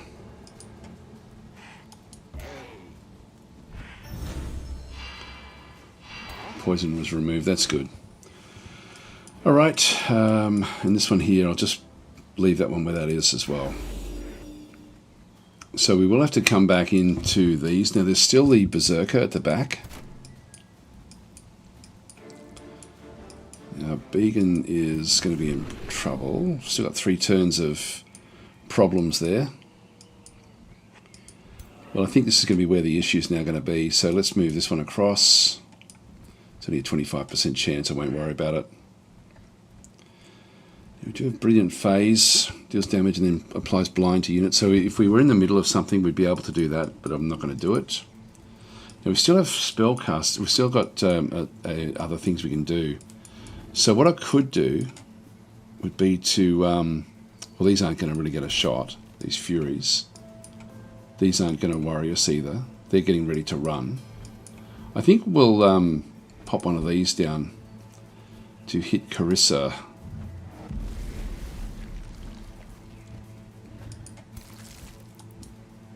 Almost get her killed.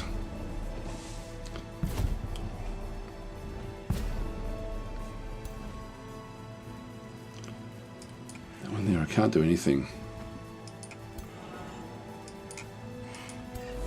Okay, we'll end our turn there.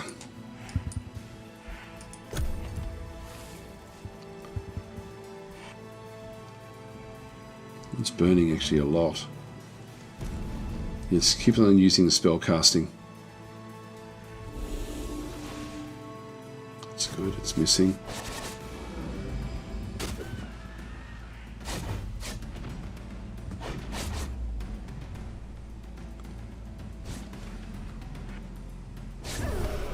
Got her. Great. So she's down. Now this is her main army, so this now opens up her whole territory.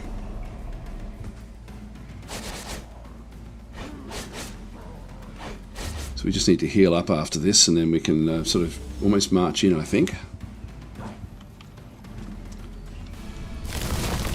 Yeah, they're getting ready to run. Now we'll be wanting to finish off as many of these as possible. So we don't want them to escape.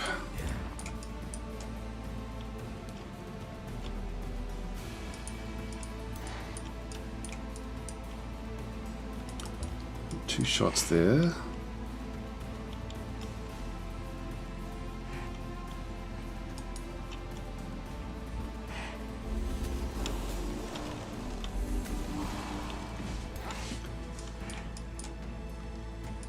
It's almost got the kill there.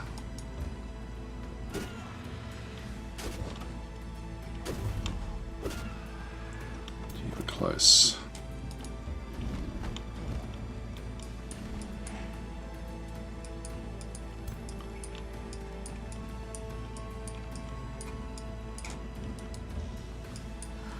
He's up. It's a 70% chance there, so I'll take it.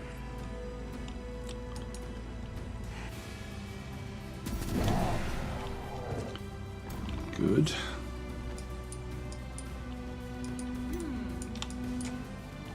Can't do much there.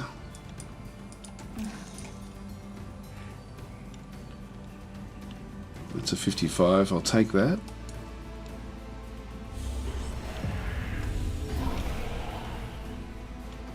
There we go.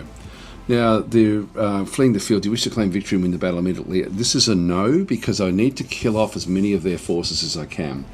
So I'm going to, because I don't want them arriving back at their castle. So I will actually keep on pushing this.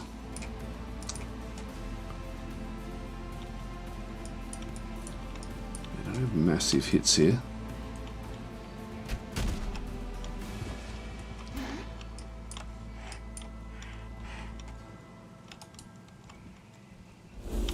Some tier 1s, which I'm not all that interested in, to be honest. But might as well kill them off while we're here.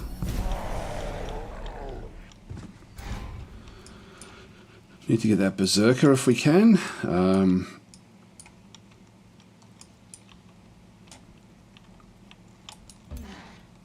So fly the White Witch over.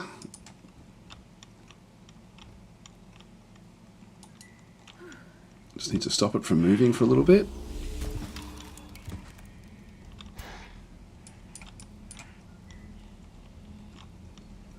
Charge strikes. We'll hit these with these units.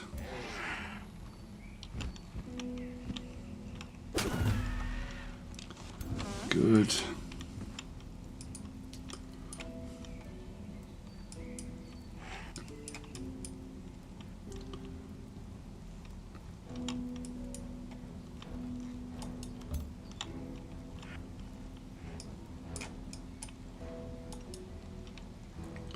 So I want to kill this unit off.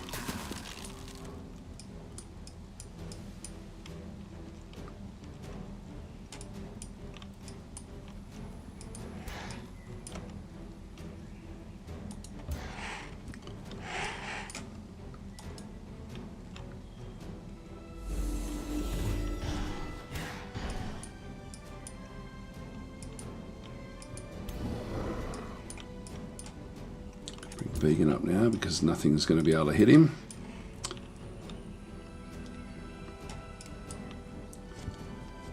So defender unit.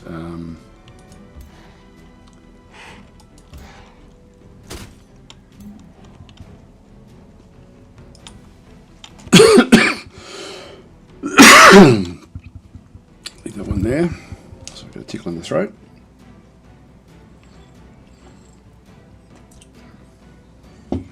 Guys, see Private Joe. Savani's saying, yeah, it makes them look like halflings, which is inherently wrong. Yeah, that would be something. If there was a mod that didn't change their size, I would actually happily install that mod. That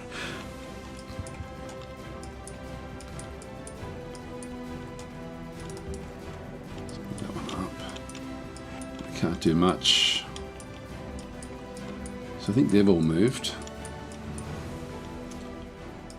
We have a lot of, still got enough casting points to actually keep on smashing this one as well. I think I want to get rid of this as well, so I'm just going to go and put in one of these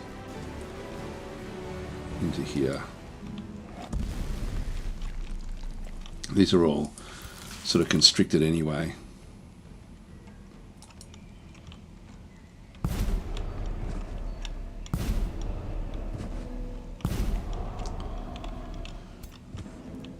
Alright, that'll do us. End our turn.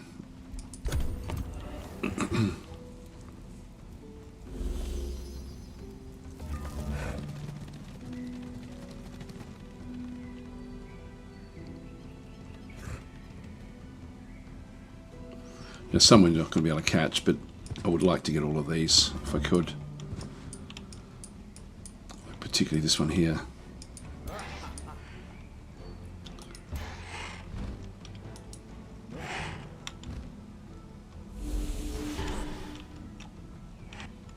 It's been constricted so we can't move next turn. That's good.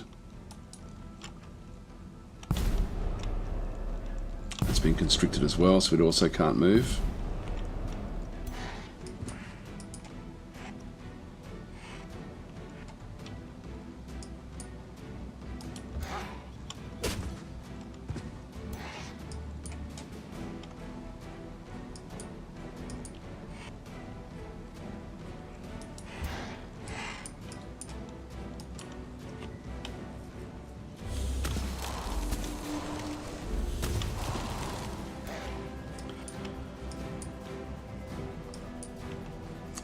That was good.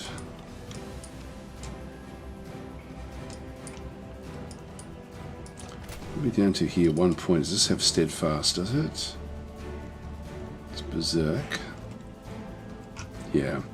So next turn is where we have to go with that one there. God, yeah, that size really annoys me.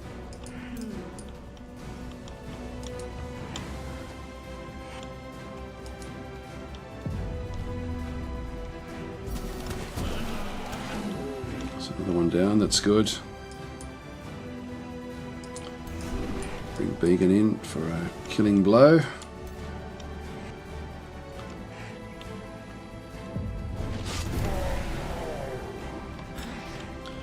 Nice. And really the others I'm not going to be able to do much against, so I'll just move this one across.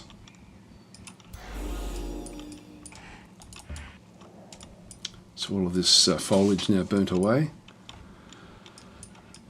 Yeah, there's really nothing much else for anyone else to do, so I'll just leave that one where that is. I might be able to kill this one off.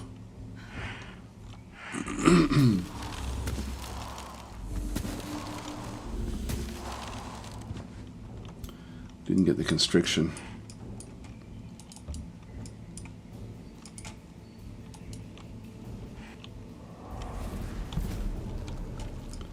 Now we do.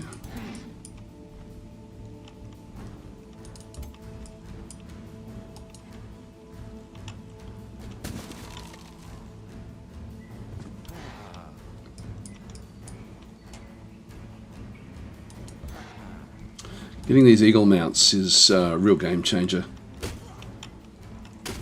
The points that we have, I don't know if the eagles are actually taken into account with that.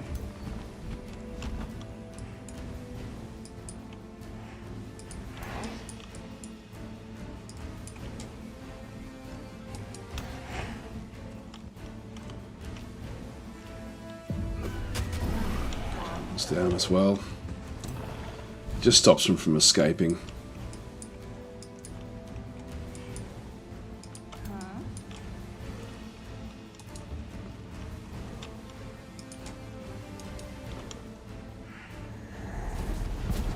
Yep, that's constricted as well. That's good.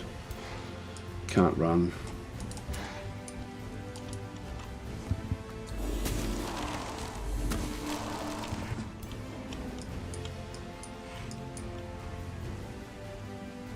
There's the steadfast. There's nothing we can do with that. So some of them will still run.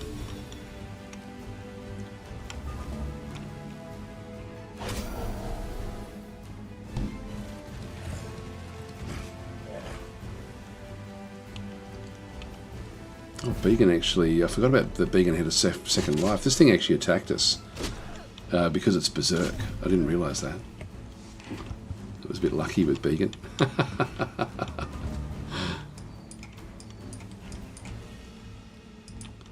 So Beacon actually technically lost his life, but then we had that sort of like that special thing where you slip away. All right, so now we actually have the kill here. There we go. And that really is the end of it now. So the Bannerman, I'll heal you up. I forgot about the fact that was berserk. Causes all sorts of drama for us. Really nothing we can do here. Actually, I'll just kill this thing off.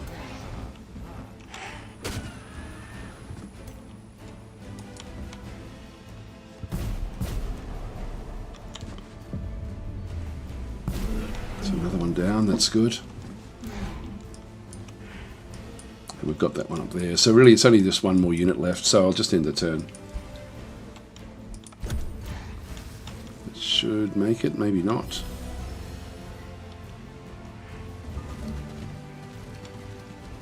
No, not quite. Alright, goodbye. Gee, this thing actually got a long way down as well.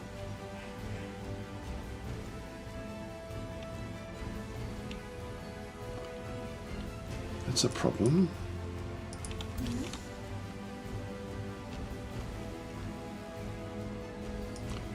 Do we have any other healing? I think we do.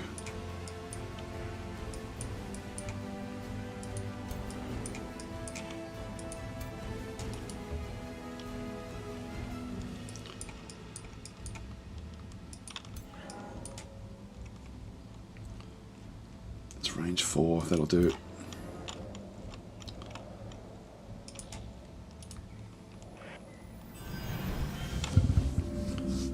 Just because of the burning, it's going to cause issues. I've just better double check that there's no one else that's close in that sense. No, everyone else is good. All right, we'll end our turn here. What did we lose there?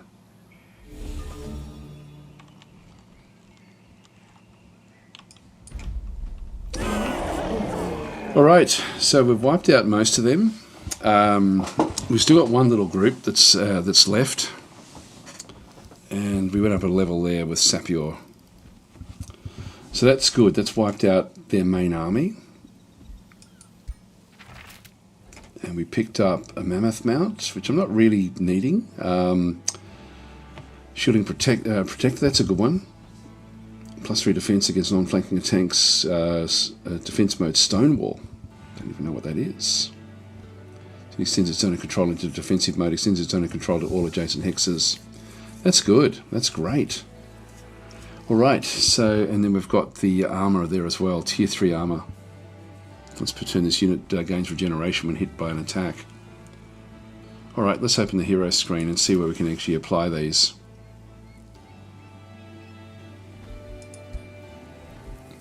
Yeah, we don't need those.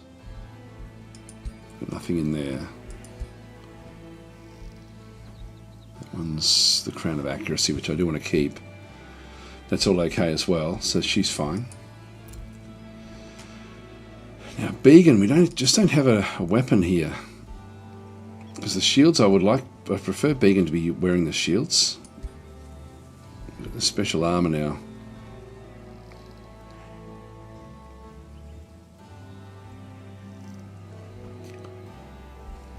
Yeah, let's put that one on.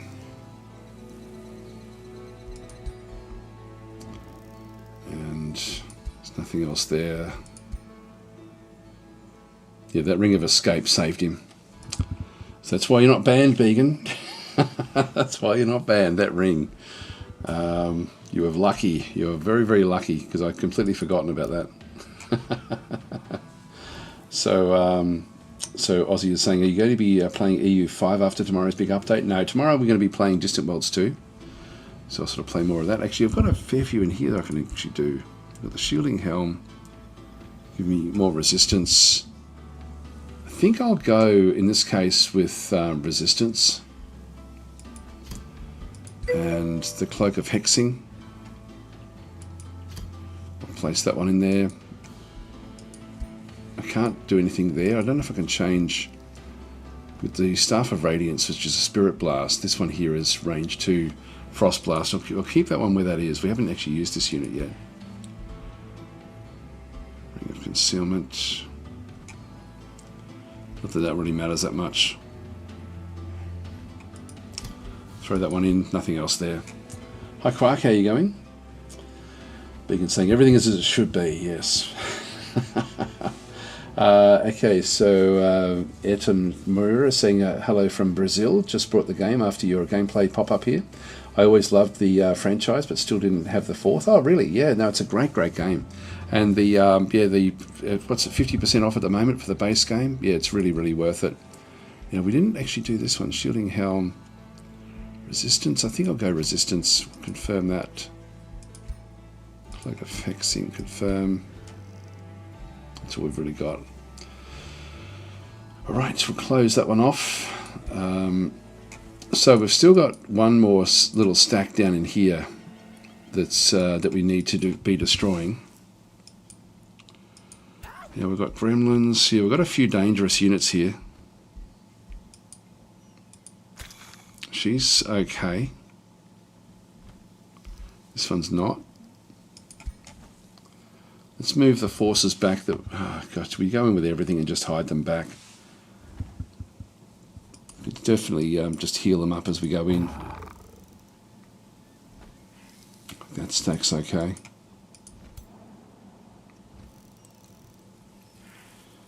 Even that one's alright.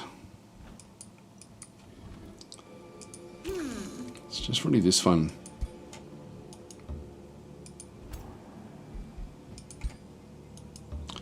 Let's swap them over.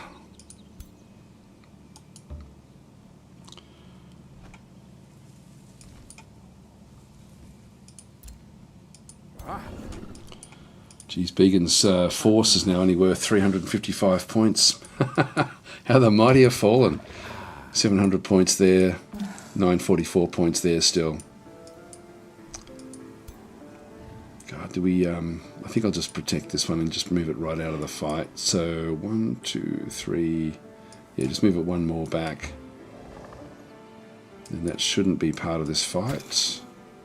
It'll just be the other two. Alright, we'll just do a quick save here. And I will actually now fight this one out as well. I just think if I auto-battle, because they're so badly injured, we could end up with some trouble. So this is going to wipe out her army completely.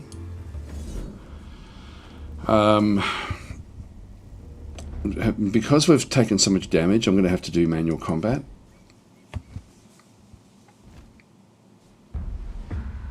So, so as he's saying, you're making me a big chagrined that I bought AU5 last week instead of this Age of Wonders. The Age of Wonders is incredible. It's an amazing game. It does go on special every so often. This is their 3rd year anniversary this week as well. So this is my favourite game of all time. Like, I absolutely love it. So we're going to need to... tactically, there's no other game like Age of Wonders. Like, it really is just phenomenal what it actually does do. We're going to need to figure out what our threats are. So the gremlins are going to be a bit of a problem. They've got this magic strike, which is a melee strike, but they've also got this behind you one as well, which is range 4. So when I hover over things, I'll just quickly sort of try to describe it if you're new to the game. So it shows you there the damage that it does, so 20 fire damage. It also shows you how many action points it requires. This can move and then just use up one action point to go and do this one. And so it's a 90% chance to hit as a base level.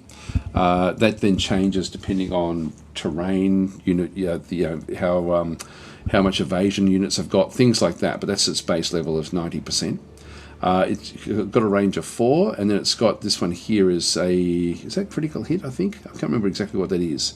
I think that may be a sort of like a critical hit chance or something. So anyway, that's the, sort of see it over here. No, we're not seeing it there. I'm not sure what that is, to be honest. No, I'm not sure. Anyway, it's got a, so it deals an additional blight damage on the critical hit, if it can get a critical hit. So the gremlin is probably its most dangerous unit that we've got in through there. We've got these guys as well, these Sunderers. Can come in with a javelin, so they can actually they've got a long range attack. These have just got like a missile attack. This is a magic attack that they've got in through here, which is going to mean that we defend with resistance rather than with armor.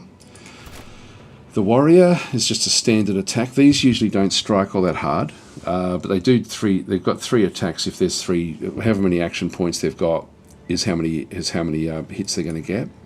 We then actually have these Houndmasters. We have 2 of them. Got a Fury as well. Fury has got a range of 4. Does 20 damage per shot, which is a lot. So Frenzy gains a stack of strength when landing a hit. And back over here, the Houndmaster drops these hounds off as it goes through.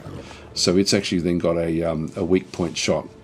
34 damage, but it's sort of like a crossbow, so it's only got like 1 shot with that one. Again, we have to be careful here. And then they've got a pyromancer at the back. And again, it's going to have a flame strike, which is going to do area of effect attacks. So we need to be sort of careful of this. So we can't just go in, like without really protecting ourselves. So I'm going to be moving up these guys initially. These are tier 1 units, which means that they're fairly cheap. But these have got these defender units. This one's already exalted, so it's gone up right up through the ranks. And so the game just now keeps on getting higher and higher levels for different units. It doesn't stop anymore, which is really quite nice. It just means that they end up with ultimately heaps of hit points. So what I want to do is I want to just sort of create like a block in through this other side and just get ready for the assaults that we'll then sort of bring back in. These have got a shield wall, which will actually then put up extra defense around everyone else. Remember, the gremlin doesn't get it's not impacted by the shielding. It's only by the resistance that actually matters in through here. So to try to get things to sort of work a little bit better, I'm just going to move this one up, but not keep it too close. These guys as well, I want to bring them up so they can get a good shot next turn.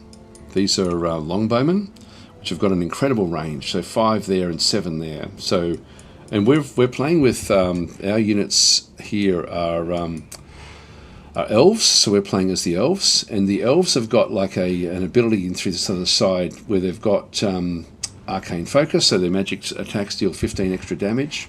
Keen-sighted, so they have 20% accuracy on missile and magic attacks. And sharp eyes there just allows them to sort of see further. But the keen-sighted is great for their archery, and so we've already got sort of like frost bows and stuff like this. But this is so they're going to be very, very good once we sort of get into it. Here's Sapio the Duelist, who will be coming back in as well. This one's also a shield wall guy, so I'm just going to go and place him up there. He's got good resistance. I'm looking at the resistance because we've got a couple of magic attacks we do need to defend against. So if I go and place him up there, and then just put the shield wall up, we'll see the shield wall extends back out. So if I now have a look at him again, he's now up to 9 and 8. This one here is at 12 and 5. Put the shield wall up there, and now we actually have 2 of them with shield walls, 14, 7, 13, 8. So these have become almost untouchable with what they're doing, which is good. Got the warhounds up this way. I'm just going to I don't know what I'll do with these. These spawn in, so we can sort of they're expendable. They're definitely expendable. Bring these across, and then again, we want to bring these long range archers across. All right, so now we don't see any other shield type units in through here, so we actually don't have anything else that can actually shield us. But we do actually have knights. So these knights have got like heaps of... they're pretty good anyway. I'm just going to pop them back in there, inside the shield wall, which will then give them... we should see... it's 9-6. So they're getting a little bit extra. If I bring this one in, this one actually does also some other things. This one has got warding, so extends its zone of control into adjacent hexes, and gives then all adjacent friendly units gain 3 resistance and 3 status resistance, which will then protect any unit around it. So I'm going to move that one up into there, which will possibly become the target. Hang on, where can we move? So I can't move that one up. I'll just keep this one sort of handy. I'm going to move that one up into there. And so when I do the warding there, it now means that this unit here will go up to 9. That one will go up to 10. So it's going to be harder, much like we're going to get a lot more protection now against these magic attacks. Because this one's damaged a bit, I'm just going to keep it back. We've got white witches there as well. I'll just keep these up a little bit. And then more of these archers.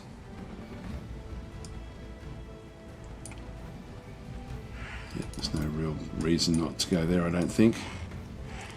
So there's a big target range in here for area of effect attacks. So I might spin this one around the other side. Alright, that'll do us. And we'll see what they do. Now, they can't use spells because their leader is off the map now. So we have a big advantage in that sense. That's good. They've actually fired at the dogs.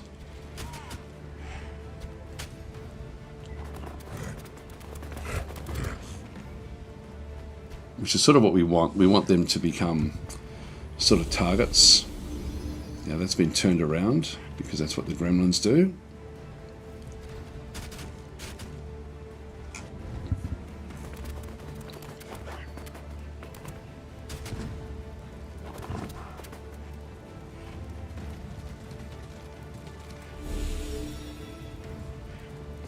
That one may burn. Only got 3 hit points and we are burning, so they're not going to do anything here. So I'll just take a shot there and then get killed.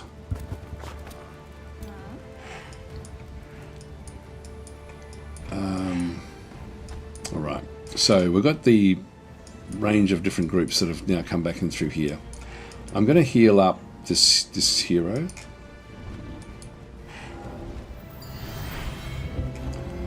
Just give him some points.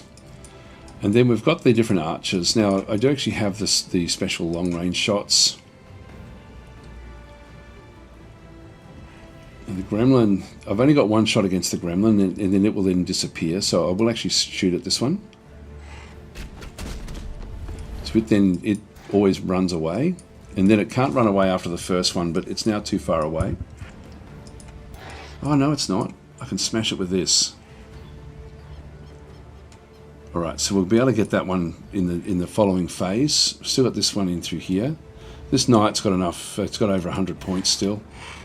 So having them on the eagle mounts really, again, just makes everything so much stronger.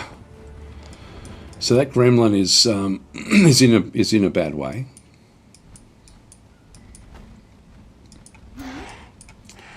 We do have the white witches.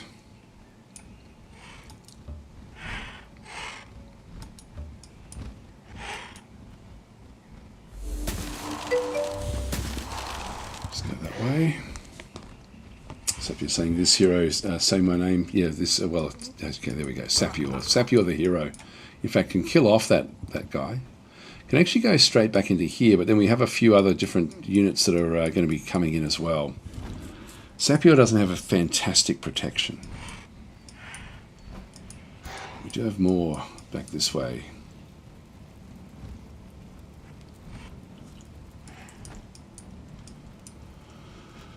Got to be careful with this white witch. These don't have great protection.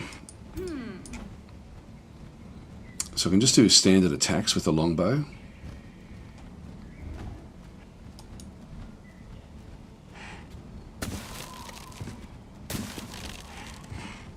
I've slowed that one down, that's just good.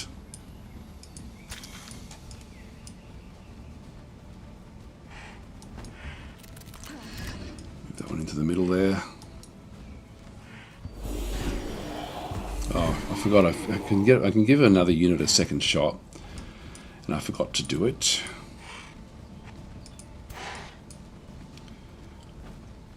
Well, I can kill that one off there, so we'll take that with that's night charge.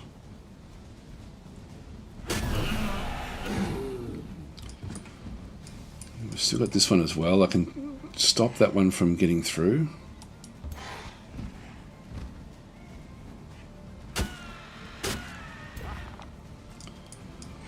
We've still got this one as well, which I can now bring back up. The gremlin's an interesting one. I think I'll still just come back up this way and just take on the white witch. We've got our own white witch in here.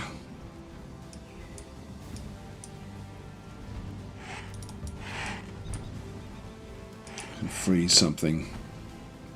100% chance to freeze that one. 100%, that'll kill that one off. 100% chance to freeze these as well. Look, I'll kill off this one with a frostbolt. It's only 65% chance. Look, I think I'll still take it. The way it works with this, if I press the control key, I can see everything that's affecting my shot. And Now we can see there it's got defending the monarchy. We've got frost weakness on the enemy, which is going to mean it's going to take more damage. Critical hit chance there of 20%. So I've got another, like, there's a roll for criticals, and then there's a roll to hit. So there's I've got a 1 in 5 chance of actually getting a critical hit. The 20% keen-sighted is because we're elves. So the White Witch is an elf unit. We've got long range, so we've got negative 25, and the enemy unit is tiny, so there's another minus 20 there, but still 65 is not bad. And so, and there's also a 60% chance we're then going to constrict it, but really, if we get any sort of hit at all, it should kill it. And so this is a, the way it works with the shot, I've got a 65% chance of actually getting a full damage hit. I've then got another 25 on top of that. So I've got up to 90% chance of then doing a graze. So I've got 25% chance of doing a graze hit, which should still be enough to kill it. Let's just go with that. It's only if we roll a low number. There we go. So we smashed that one. So Falcon's saying the critical roll is done before the 2-hit roll. Yes, I'll show you. It's sort of... so the way it works is that White Witch used frost bolts. To hit, roll to hit 81. So it rolled an 81 and it needed a 35. So we had up to 35, because it sort of does it in the opposite way. 65 means that 65%. If we roll a die 100, we roll under 35, then there's a chance it's going to be a graze. If you roll under 10, it's going to be a. Actually, there should have been. I didn't see the roll for the critical. Yeah, no, it didn't actually show it. Yeah, I think it might do that one sort of. If we do get a critical hit, it'll tell us, because it'll just tell us that it rolled. Just can't see where that actually is. I know we've had one critical.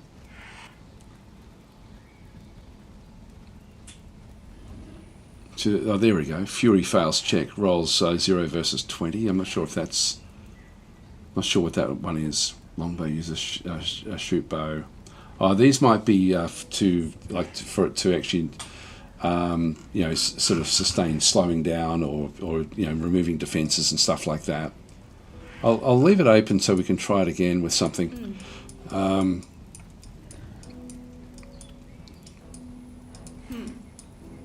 through here, I'm going to.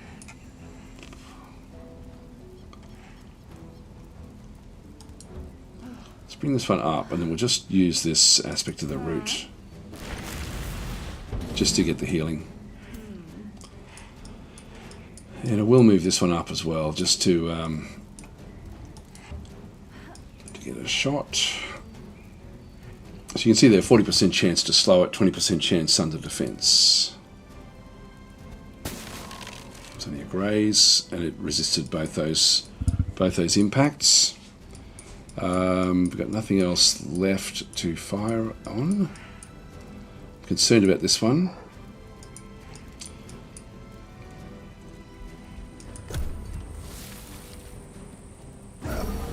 Yeah, so the burning killed that one off.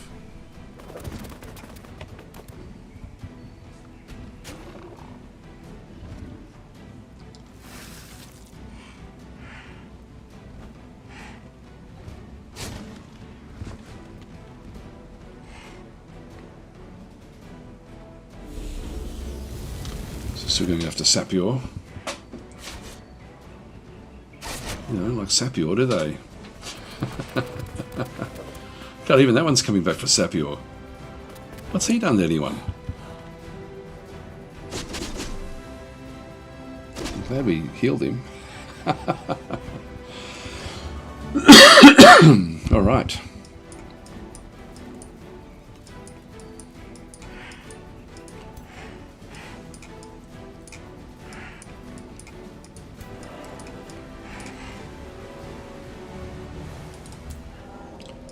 Can't use the healing just yet.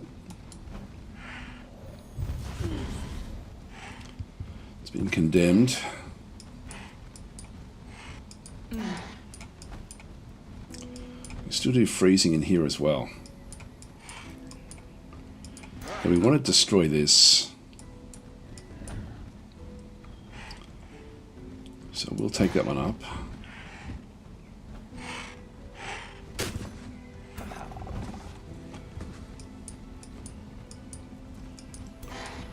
should be able to get some kills in here, I would guess. Actually, I can almost get that one there. Charge is blocked by terrain, so she's in the trees. Got the White Witch in here. Still got freezing in here as well. I've got freezing with this one. Yeah, I've kept the freezing back, so we do actually have a couple of frost bolts in here. 100% chance to freeze that unit. So it's now frozen, and we just do the same over here as well. Actually, I've got these as well. I need to get rid of those.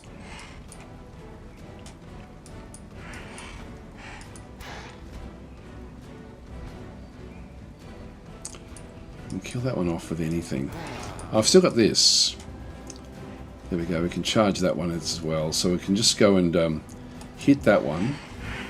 Get them to go further afield.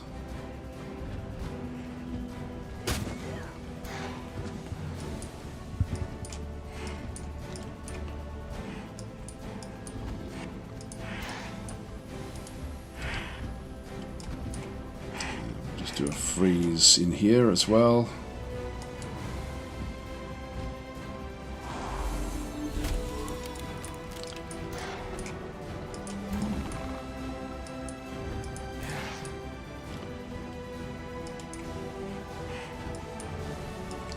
That's one I definitely want to be getting, but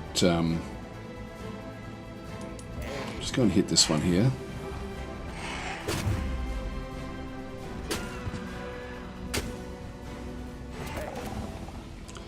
Now that one's burning anyway, but this is the one that we want to be destroying. So I'll just go back in. This one won't be able to really escape anywhere.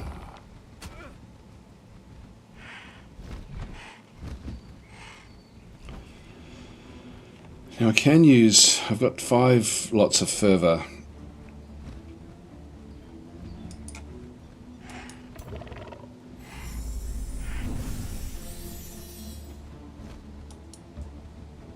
Let's get its health back up again.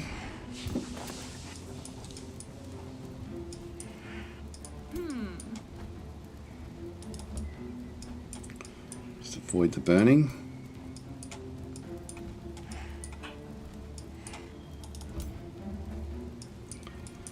Be able to reach any of those. Got 2 shots there with 100%.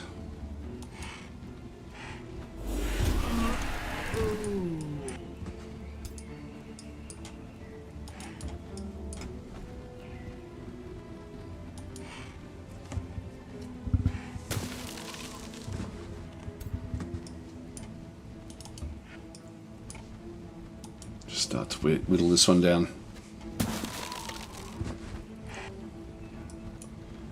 Our turn there. It should die. Nope, it didn't.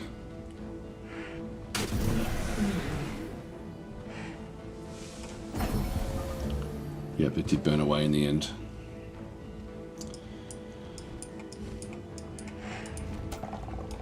Kill that one off. Good. Sapio's done that one. That's great. White Witch can kill this one off.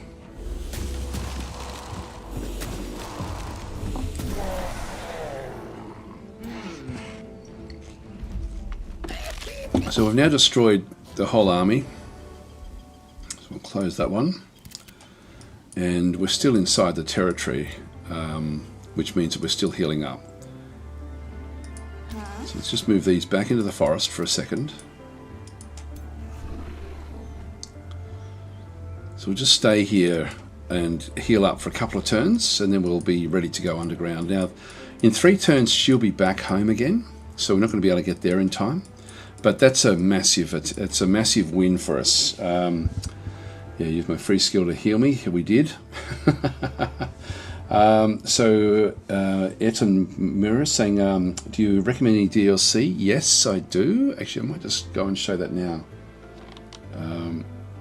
Just bear with me. So if I go across to Steam, because some of them are on special, I can't remember what the amounts actually are.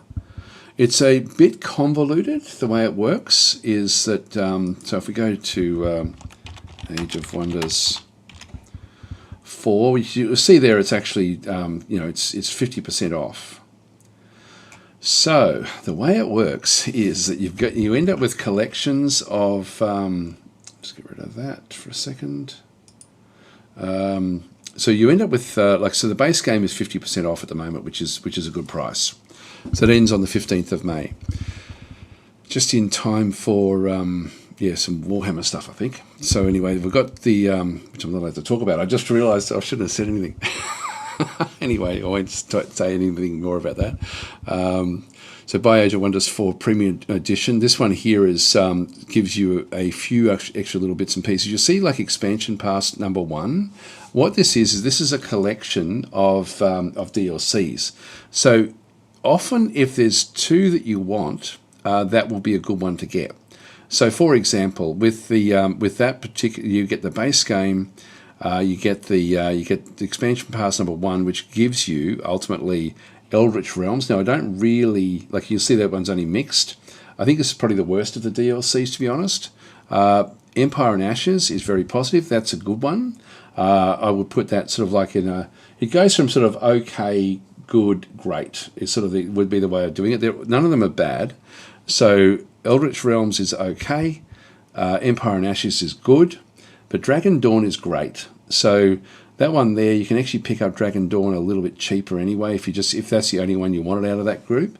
Or you can get Expansion Pass number 1, which is essentially what this is Age of Wonders plus Expansion Pass number 1 is essentially what you're then getting. The collector's bundle you'll see there is 32% off ultimately. And so what this one is you've got Age of Wonders. In fact, if we go to the bundle info, might be easier to see. It's convoluted because of these expansion passes, which is still a good way to get DLC. So this is the stuff you then end up getting. So you delve into various DLCs. So you've got Empire and Ashes again is good. Eldritch Realms is okay. Giant Kings is great. Archon Prophecy is great. Dragon Dawn is great. They're the 3 that I think are the great ones. Primal Fury is somewhere between good and great, like it's actually heading right up there. And Ways of War for me is sort of, I would put that down just slightly above. It's between, for me that's between okay and good, but other people love this one. So so that's actually, so I'm always mindful that other people are sort of, have got different perspectives on it. So if you get them individually, again, Giant Kings, these are the more recent ones, Ways of War, Giant Kings, and Archon Prophecy. These all came out with the expansion pass number 2. So you may even just want to look for something like if there's a deal just for that one. But this is really, you get a lot of good stuff in here. The only ones that sort of that I actually think are okay is really Eldritch Realms and for me Ways of War. But other people, you look at that, very positive. So I'm not really like my sensibilities are sort of a bit out with that one through there. Giant Kings should be rated really highly. Yeah, very positive there. Giant Kings adds a lot of content, a lot of ways of playing the game, and same with Archon Prophecy. This one actually seeing mostly positive. For me, I love this one probably more than anything. But again, I've noticed that other people actually don't love it as much as what I do. So you got the different groups in through there. Now there's even more. So if we just go back out, if we go to the full amount, all the DLC is good, I've got to say. Like it's all very, very good. So don't think there's anything that's just purely, anything that's going to cost you money is awesome. We've got 15 in through here. Now we've got the next one that we have. This one hasn't come yet. Cosmic Wanderer and Secret of the Archmages. This will actually Q2 2026, so this is coming fairly soon. Cosmic Wanderer, set sails. Actually, I don't even know what that one is. That's only mixed anyway. These are not really all that important, all these different things. So these are sort of like just extras that were then sort of given. Not that I don't even know if I've got them installed. Dragon Dawn, Empire Ashes. Where's the other ones? We've got Archon Prophecy. The ones that are now in the current expansion pack. So this is expansion pass number 3. It gives you essentially the Thrones of Blood and Rise of Ruin. So these aren't on special at the moment. So expansion pass number 3. This is sort of where if you're wanting a collection, you will get them a bit cheaper this way. But in this case, we can sort of view the info there. Expansion pass 3. So we get Cosmic Wanderer, Thrones of Blood, Rise of Ruin. So again, this one is mixed. And then we are going to be getting in this, we've got Secrets of the Archmages, which is coming fairly soon. So that will be coming very, very quickly, I think. So this is, and I don't know anything at all about this one through here. So this one looks like it's more story driven than the other ones. So for me, that won't be great, but other people will like it. Anyway, that's that's the way the expansion passes sort of then come through, where you can actually then at least go and then grab bunches of stuff. If I can get expansion pass 2, that looks like it's about 20% off somewhere. I'm not sure where that actually is. If you can pick it up somewhere, but it's that's a good way to at least get bunches of stuff. So they're the DLCs, but for me, the Archon Prophecy, Dragon Dawn, and the Giant Kings are the 3 best in my opinion. And as I said, other people do like Ways of War, which is sort of like more Eastern, sort of more got sort of more Eastern mythology into it. So what do you recommend to buy, says Zays? Well, I recommend, I would actually buy, if I didn't have the game at all, I would possibly just buy just the base game and see if I like it. You get a lot of stuff with the base game. So, and I'm actually playing, the faction I'm playing is just a base game faction. So I'm really enjoying going back and playing things like the Elves or the Dwarves or the Orcs and stuff like that. So you get like I forget how many different factions there are in the base game. So if I really wasn't sure if I was going to love the game or not, I would just get the base game at this stage and then wait for another special later on. So yeah, it's actually Godey's saying it's really solid without the DLC. So you don't really need the DLC. So it's also the base game has improved a lot, as Godey's saying there. It's good to mention that the base game has gotten loads of extra content for free over the years. It's a lot of it has changed the way the game plays, which is always for the better. Like the game has become an exceptionally good game, like just with the bits and pieces that have actually been added to it. So it's SSG. Rhonda is saying it might still be on sale. Yeah. So look, the game does come on sale a little bit. You know, certainly when new DLC starts to come out, there's often a sale around that time. But the base game, absolutely get that one. See if you like the game. Some people don't like the tactical combat. I love it, but some people don't really like that all that much. I mean, you can rush through that side of things. But yeah, for me, the Giant Kings is great. Dragon Dawn is great in those early ones. At least there's a bit of a special on those at the moment.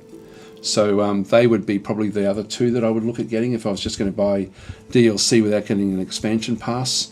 After trying the game, if I was new to it and I found that I liked it, I would probably just buy expansion pass number 1 initially, just without worrying about the giants.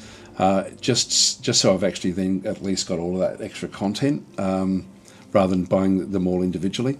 So yeah, different ways, I guess. So different things do come through and sort of see how they go. I was saying I picked it back up the other day after a couple of years, and I've dumped hours into it this weekend. It's a great game, absolutely great game. It's phenomenal, actually.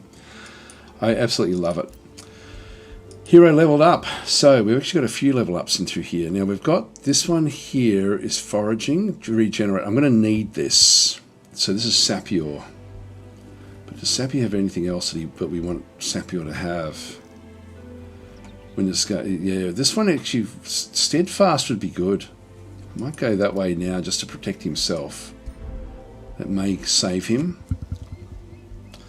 So that's okay. We'll close that one off. Got our ruler leveled up as well. So she's now level 10. And so we're starting to sort of move down this other way. Now this one here is improved Ritual of Elements. Now grants mastered focus. What does that one do? It gains plus 30 damage and plus 1 range on its magic attacks and abilities until it moves. That's from Ritual of Elements. But I think I'll still just keep on going down towards the middle. I don't really need to bring these lesser elementals in. Let's go this way. Confirm. So we're just sort of leveling her up. Again, that's this whole thing of classes and stuff was actually, there was a mod that came out in the early days, and I think the devs might have looked at the mod and thought, wow, we could actually really make a lot out of the different classes, and that's something that sort of came later into the game, which has been really, really good. Carissa is withdrawn to the Astral Void, so she'll come back in 3 turns. Horic the Dart has been captured, and the remains of Jord the Boar have been collected. So we've actually now picked up like the heroes that she had. So I'll just go and right click on that one. So now I want to keep these. This yellow bar that we see is how much healing they're going to get each turn. Now we are inside our inside friendly territory, which will then give us good healing. So I'm just going to leave them there for a couple of turns. Similarly in here. This one here is we're still just scouting around. I'll go all the way down to the bottom here.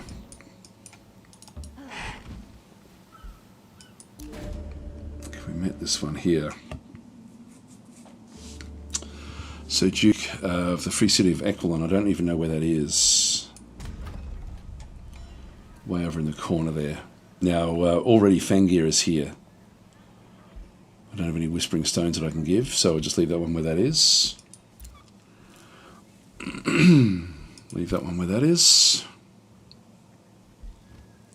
And our turn. So we want to stay inside our territory a little bit just to heal up. Now we'll probably end up trying to build something out here. Yeah, there goes Fangir himself. When you see the gold wings above the banners, like that one, we can't see it now. That means that the ruler is with the group. If it's got silver wings above it, it means there's a hero with it.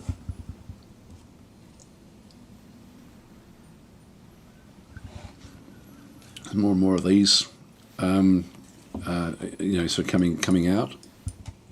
I will have to clean them off at some point. And we met this one as well. Now again, Fangir has so these are all independent cities, which would be nice for us to get hold of. But Fangir is just a little bit ahead of us. All right, negotiations succeeded back over through here. We now have flourishing vassalage. With flourishing vassalage, it says it can be integrated, and but we can see there it's actually not. That's because of I didn't think we could do that. So we can't actually integrate them into our own territory. If we were playing a standard game, we can, but we're not playing a standard game. It's a little bit more different. Now we've got this unit as well, this little stack. I'll just move them down. Just get rid of that for a second. So this one here is ready to go under. That one there is good enough. Began, not so much yet. But I don't want to be wasting time. So what I'm going to do is I'm going to have Began drop some of his units. Cancel that. I can't move on to the farm. Just move that one there. Actually, well, I can't really move them off either, so I think I'll just leave it where that is. I think I'll just leave everyone where they are in this case. So I'll actually will move. Who should we keep in this one? That one there. That's White Witch, Houndmaster, Bannerman. A couple of Bannermen.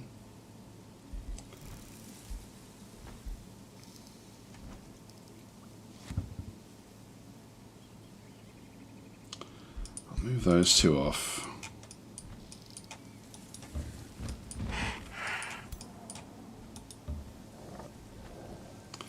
So I'll stay here for a turn.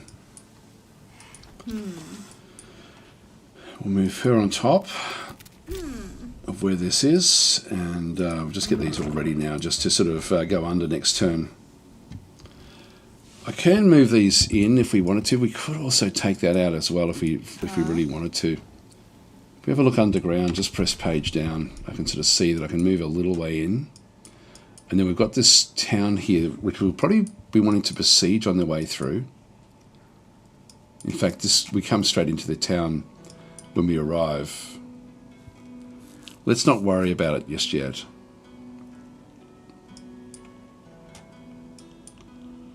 Yeah, let's just leave it for a second. Empire development, here we go, is what we wanted. Advanced logistics. So we wanted to get that one. This is going to give us a lot more movement. Expansive reach, cities may expand their provinces. We don't need that. This one up through here is gain 200 mana and 200 knowledge upon completing conquest of a city. We'll be getting those, so I think I'll throw that one in there. That's now, I've only got 5 left. So I'll close that one. But the wizard chambers, the other bits and pieces are just coming at this stage. So we now have a lot more movement, where I can sort of go and take out. I could take these different units out, but I'm not going to worry about them just yet. Let's just leave everyone up here for a turn.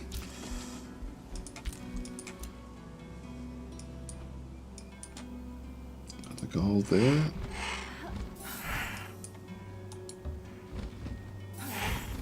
And more gold there.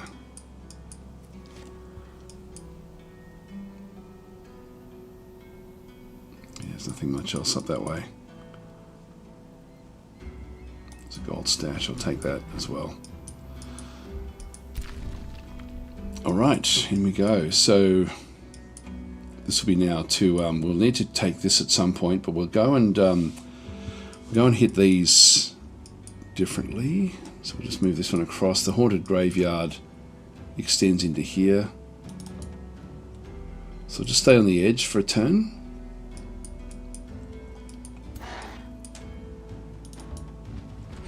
I don't want to trigger them. I mean, they're already triggered, but we'll sort of go in there next time.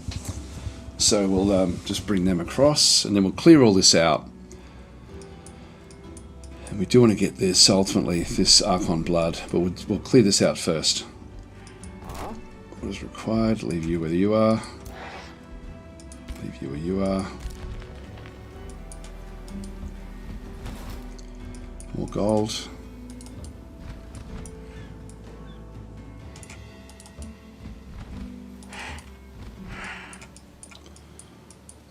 Alright, that's good. Leave our turn there.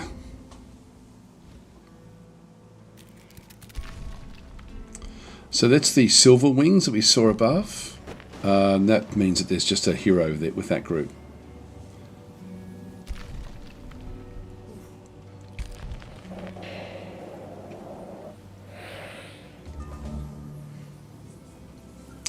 The Forsaken Cove has sort of left its defenders behind. It's sort of tempting to smash them now. But I think we're sort of now up against a bit of time pressure. So let's go underground, and I can start a siege straight away. So let's just see what we're up against.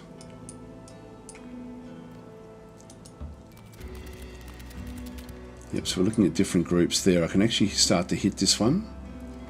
That will get rid of some of the defenders right from the very start. So this is an independent city.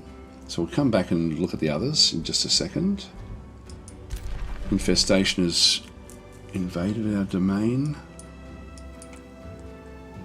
Yeah, the Forsaken Cove, this one actually is now going up into areas that we control. Not that it's got anything that can actually go on the land. So I'll come back and get this one when we've got time. Negotiations succeeded, so we've now got bonded vassalage in through there as well, which is good. Good news, proceed. Now the leader that was there didn't actually come back and do anything with this particular city. This one has now sent a war party, so this is why we're seeing so many different forces out this way. Got a level of renown, so he's up to 3 now, which is good. Yeah, got a lot of stuff there. Just close that one off. Actually, what spells can we got? I thought there's another one that we wanted to go and get. Or are we still doing it? No, Frostling Transformation is what we're wanting to get. Actually, the Sign of the Lumbering Staff. Actually, we do want this one. And the Staves of Mending we want as well. So I will grab that one.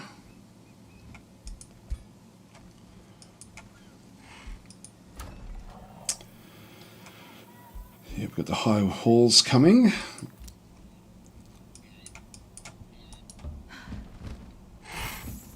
Another 80. There's no stash there, is there? No. I'll fly over the top of the mountain now. God, it's handy having these eagles. Picking them up was great. So now we have, this is Began's force, who is still healing up, but he'll be fine by the time we get there. Again, Began can almost get to where we need to be. Just go along this road. The extra logistics now makes things so much easier for us. Just go back up. I'll just do all this manually.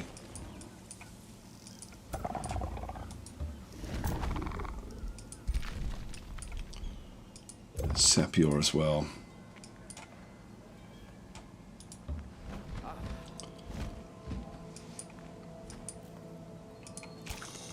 Now if I attack that one, we've got the two outside the city, which is what we're going to be attacking.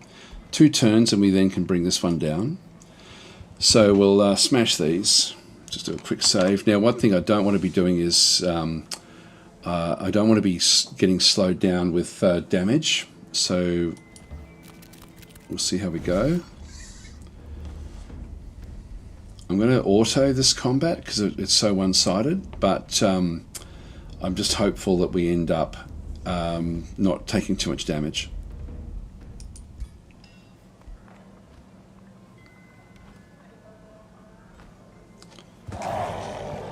That's acceptable to me. So Sapio took a bit there. Just close that one off, because we're going to be here for a couple of turns. We've got the Life-Stealing Spark Caller. Melee Strike disables a second remount, which is what I don't want. So again, we can't really use that one, so we'll just take that reward.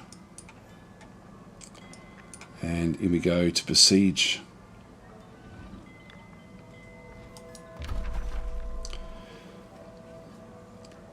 So we'll start this one. Now I can bring in siege projects, and undermining the walls is usually a good one. Just it sort of brings the walls down a little bit, which actually we don't need that because we've got flying units. Headlong Assault we don't need. I really don't need anything in here. Raiding Party we don't need. The battlements being on fire again doesn't really worry us, so I don't think I'll worry about any siege projects here. So just go and close that one off. So now I've got the 2 defenders, and these guys can just sort of sit back and enjoy the siege for a couple of turns. So we now put this one. This one's now inside the jail. We'll leave you where you are. Orders required. So we've still got this stacking through here. Now, in one sense, I don't really want them coming in and sort of clogging up what's going on, so I think I'll just leave them back out, and maybe even just sort of move them back away from... Actually, no, I'll leave them where they are because they're sort of hidden in here. I'll just leave them here, so at least they're sort of hiding in the forest. Alright, then we've got this one here which we can then just take on. This is a safe battle. I'll just do a quick save. It should be okay just to auto combat. A little bit of damage, but nothing too much. Just close that one off, and then we do need to finish this one off as well.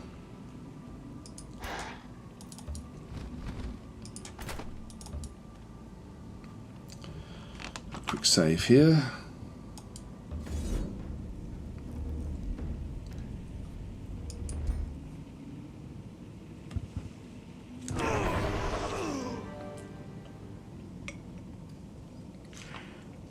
good. Now we've got Escapist Shoes. So this gives slip away as well. When this unit's hit points are reduced to 0, it's displaced by 3 hexes and heals for 15 temporary hit points. The Barbed Shield. Okay, we're just not getting the other things we want. I'll just open up the hero screen. Slip away. There's Began. Began's already got slip away there. Ring of Escape. This, I think, not for Falcons, but for Sapior. Just because Sapior will be in the fights. Now, we do actually have the Shielding Protector. +3 defense mode against non-attacking attacks. What does this one do? This is also... Is that the same? It's the same sort of... This is Shielding Defender.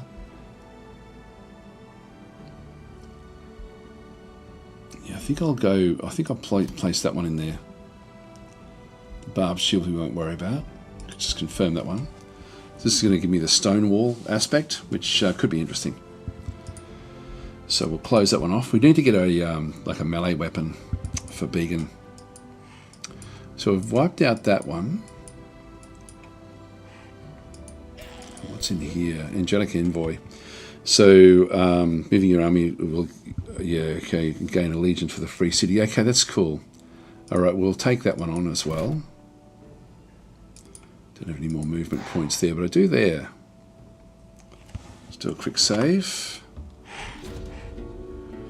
Begone Fiends.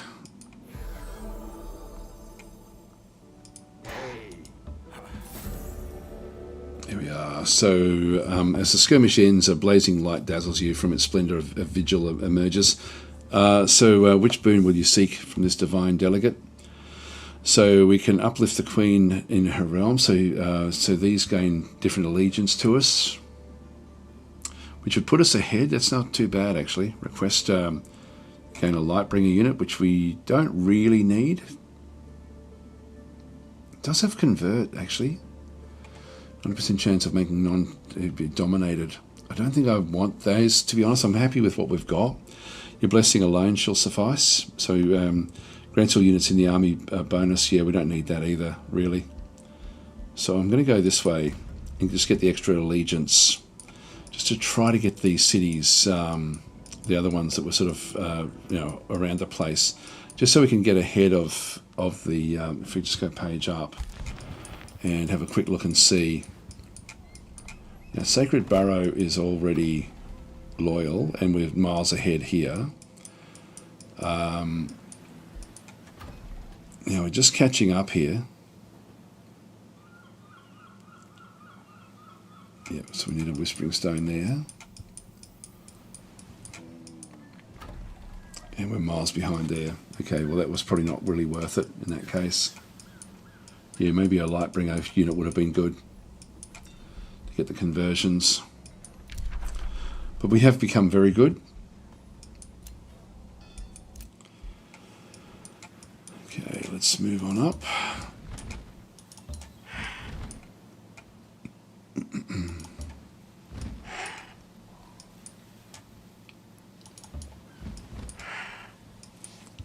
Okay, we're seeing movement across here. That'll be Fengir, I guess. Or maybe not. It could be the Free City.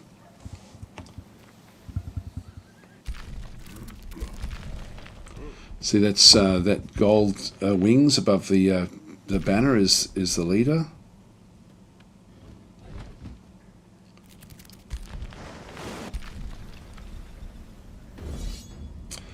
All right, they've actually come out to fight us, which is interesting because they can sort of see that we're still like we're only going to get stronger. This is where the AI is pretty good. Like it's sort of it knows it can sit there for 2 turns, but by the time 2 turns are up, we're going to be a little bit stronger than what we were. So I'm just going to auto this one.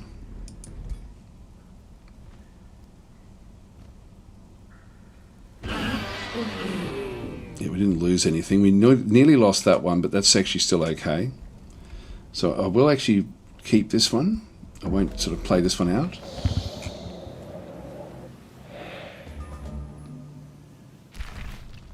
Now I've got rewards, Pyromancer's Orb.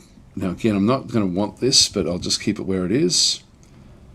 That one's okay. We've got the icy sphere. This is a good one. Gives frost bolts. So we'll take that reward. Now this is now open, this particular city. So we'll just go in.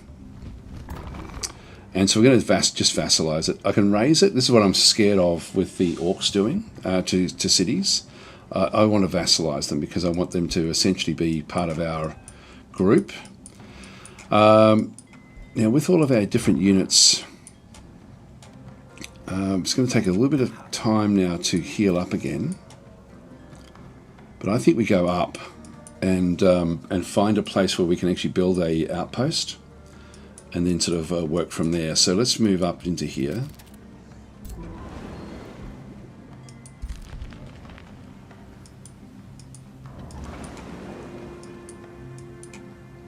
Now this is the edge of Carissa's terrain.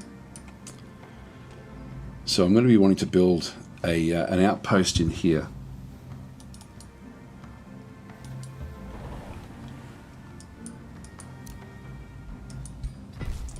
So this is going to then we're going to use this for healing. And then we'll destroy it when we're done.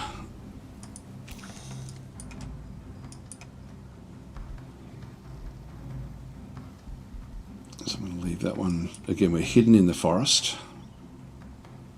Let's just move further away. We're going to stay here for a couple of turns.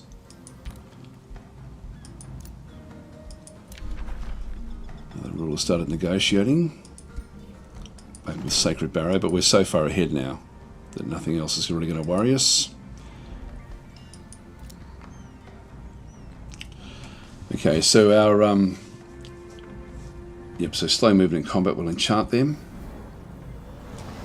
It's not going to worry us much because so many of our units have got the eagles, so they're still going to be able to move a long way. Negotiation succeeded. Pact of loyalty.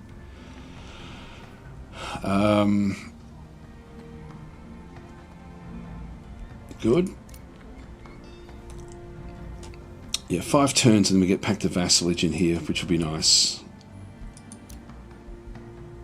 Ruler, so Carissa is now back to where she was. We've captured all of these different units as well, which is good. So we now actually have Frosting Transformation. We'll start to bring that one across. Select new research. Now we do have the Glade Runner. Well, Marching Winter. Target friendly city gains, so every turn 2 provinces within or adjacent gain snow and ice. So we lose chasms, swamp, ashland, sand, cavern floor, fungus field and gloom. So provinces in this domain with ice and snow provide +2 food and +2 production income. So that's a good one for us because once we get the frosting transformation, that's going to really dominate the land map, like what's going on in the land. So we're going to ultimately end up with a frost coming out from our city.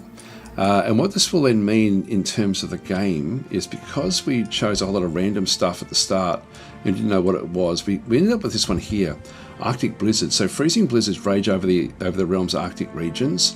Arctic provinces are affected by Arctic blizzards. All surface combat is affected by snowstorms, and units in these provinces suffer Arctic blizzards. So in this case, so if we do end up with snow provinces and we end up fighting in them, we'll sort of find that we've got, Arctic provinces, that's just provinces, the snowstorm. So all non-frosting transformation units will suffer 6 frost damage. And this is the at the end of each attacker's turn. So 90% base chance for all wet units to suffer frozen. Now, we don't have any units that create wet. But having said that, once we become frostlings and we fight in this terrain, it's going to work in our favour. So this unit in this is in an Arctic blizzard and subject to the following. This unit cannot regenerate. This unit suffers -2 vision range, and this unit gains universal camouflage.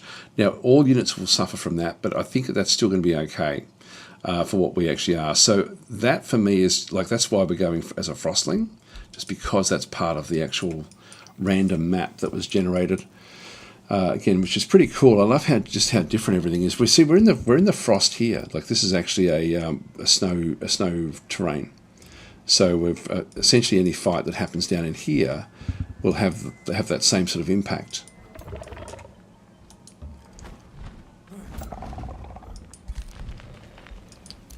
And again, we'll just move these over.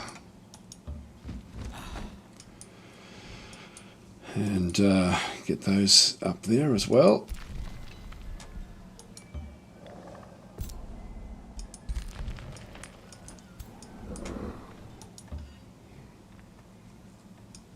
All right, that's good. So we're getting ready to march, but I'm not going to have time to do it today, unfortunately. So we're going to just have to march up to the pyre, which is size 18. How does that compare to ours? We're 19. Yeah, we're just slightly bigger. But that's okay. So we'll take them on fairly soon. Orders required. Leave you where you are. I can actually bring these all the way across straight away. Well, let's just go into the forest here. And we can move across there next turn if we need to.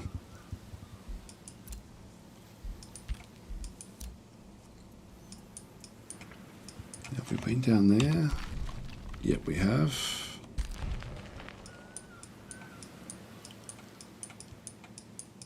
Now we've sort of been across all of this as well.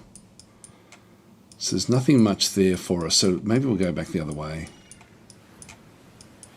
Although we've been all the way around here as well. Yeah, I might start to head north a bit, actually, just into... Well, actually, we haven't really been up this way. Let's just have a bit more of a look around.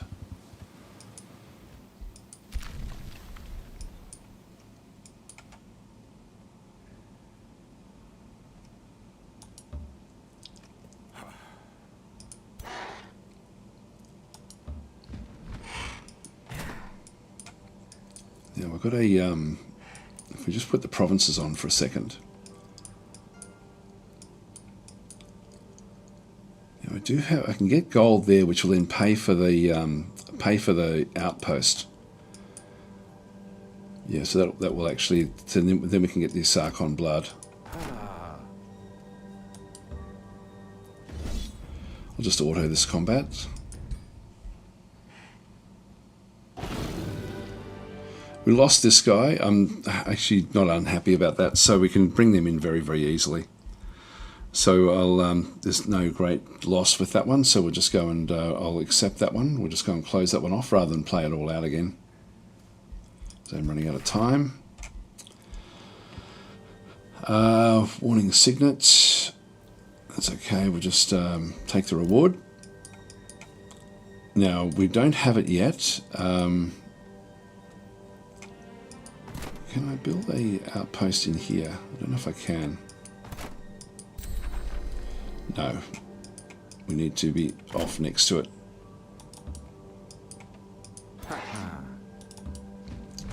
Well, let's go and bring in another snow spirit.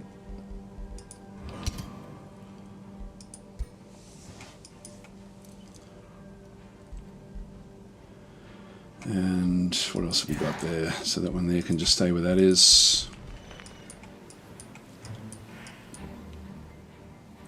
But I don't want to be going in there just like that's sort of an evil thing to do. Just keep on having a look around. Still got a lot of the world that we've still got to discover. So I'll end the turn here because I do have to get going, so I'll make this the last end turn. Let's just see what actually happens. Actually, I probably should just leave it here, actually. Or maybe I've got enough time to play one more turn. Play one more turn. See what happens. Here comes Fangir again. That's the leader, so he is starting a siege by the looks of things. And they're going to go in and fight him, potentially.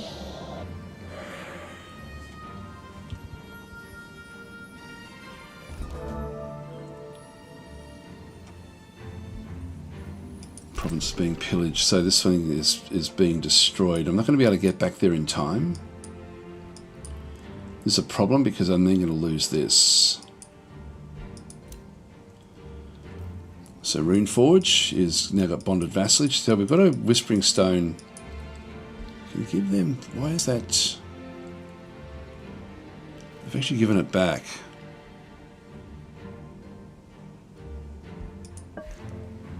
I'll just keep that one going just to get it even stronger. Now, I'm not going to get back there in 2 from anywhere.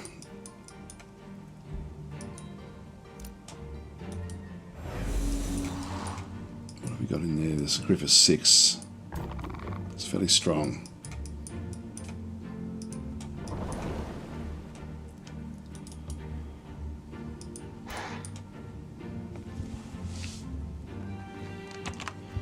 Just do a quick save here.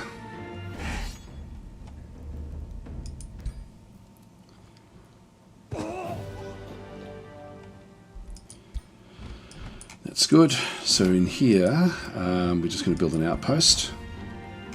Oh, wrong place, I think. Damn it, it was too. What have we got in there?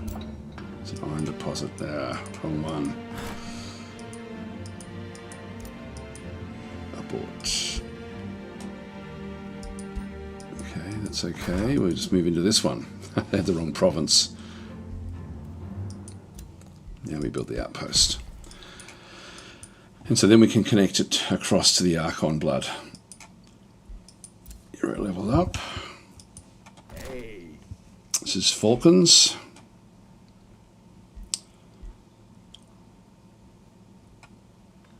I think I'll go that way to start with. Confirm that one.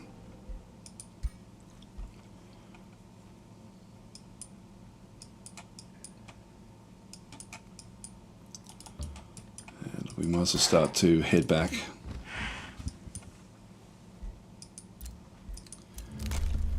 Empire development skills, so I've just hit these areas.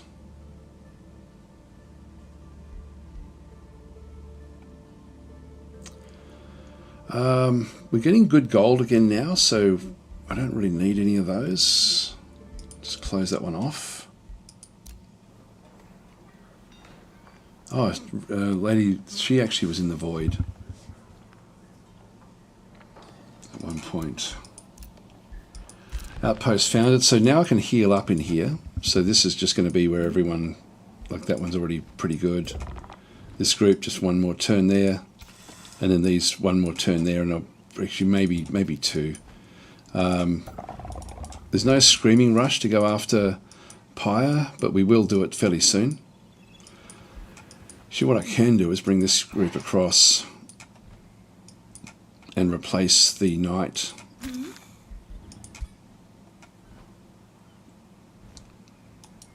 Still forest, yeah, that'll do.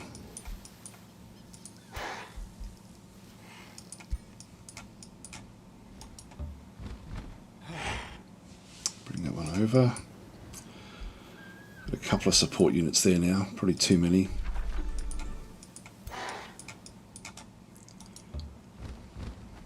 Just leave them out. That way at least I can make the moves and then bring them up as required. I've got the high halls that have now been created in here.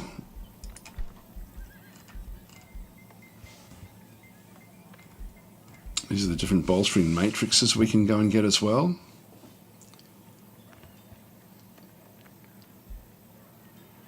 Your auto buff and healing spells now grant 3 fortune. Nature buffs and healing spells gain another 10 temporary hit points. Fortune's a good one. The Apex. It's actually not bad as well. 4 turns in there.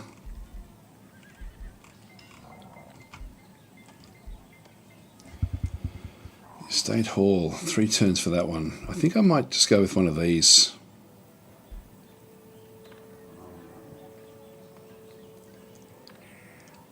I think I'll go with order.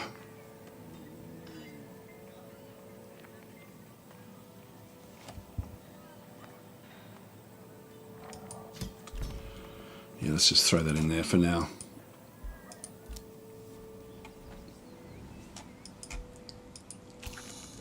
You can't really move off just yet, so we'll just stay where we are.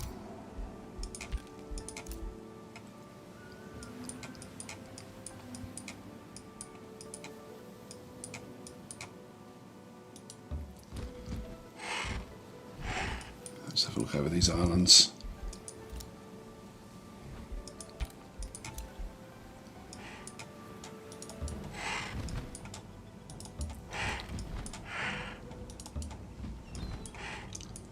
Seeing some movement out there.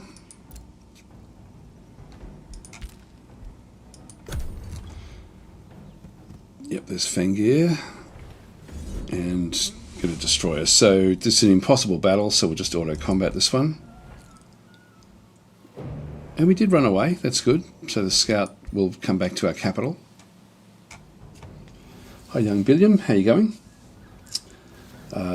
Alright, so anyway, I'm going to have to actually get going. So I'm going to go off, have a swim at the beach.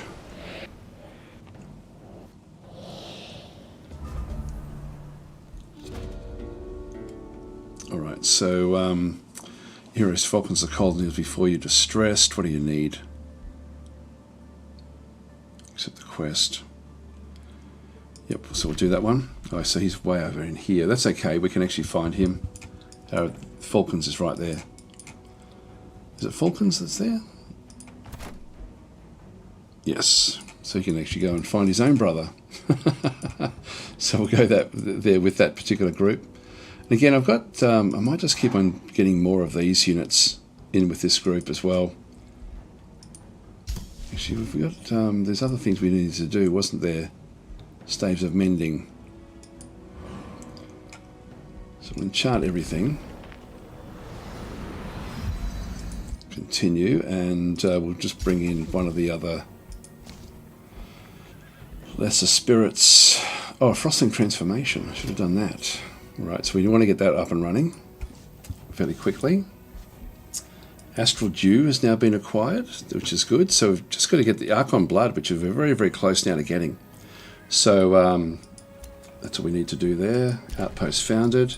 And so in this case, we just go and make a work camp in 2 turns, and then we get the Archon Blood. That's going to then give us the full kit.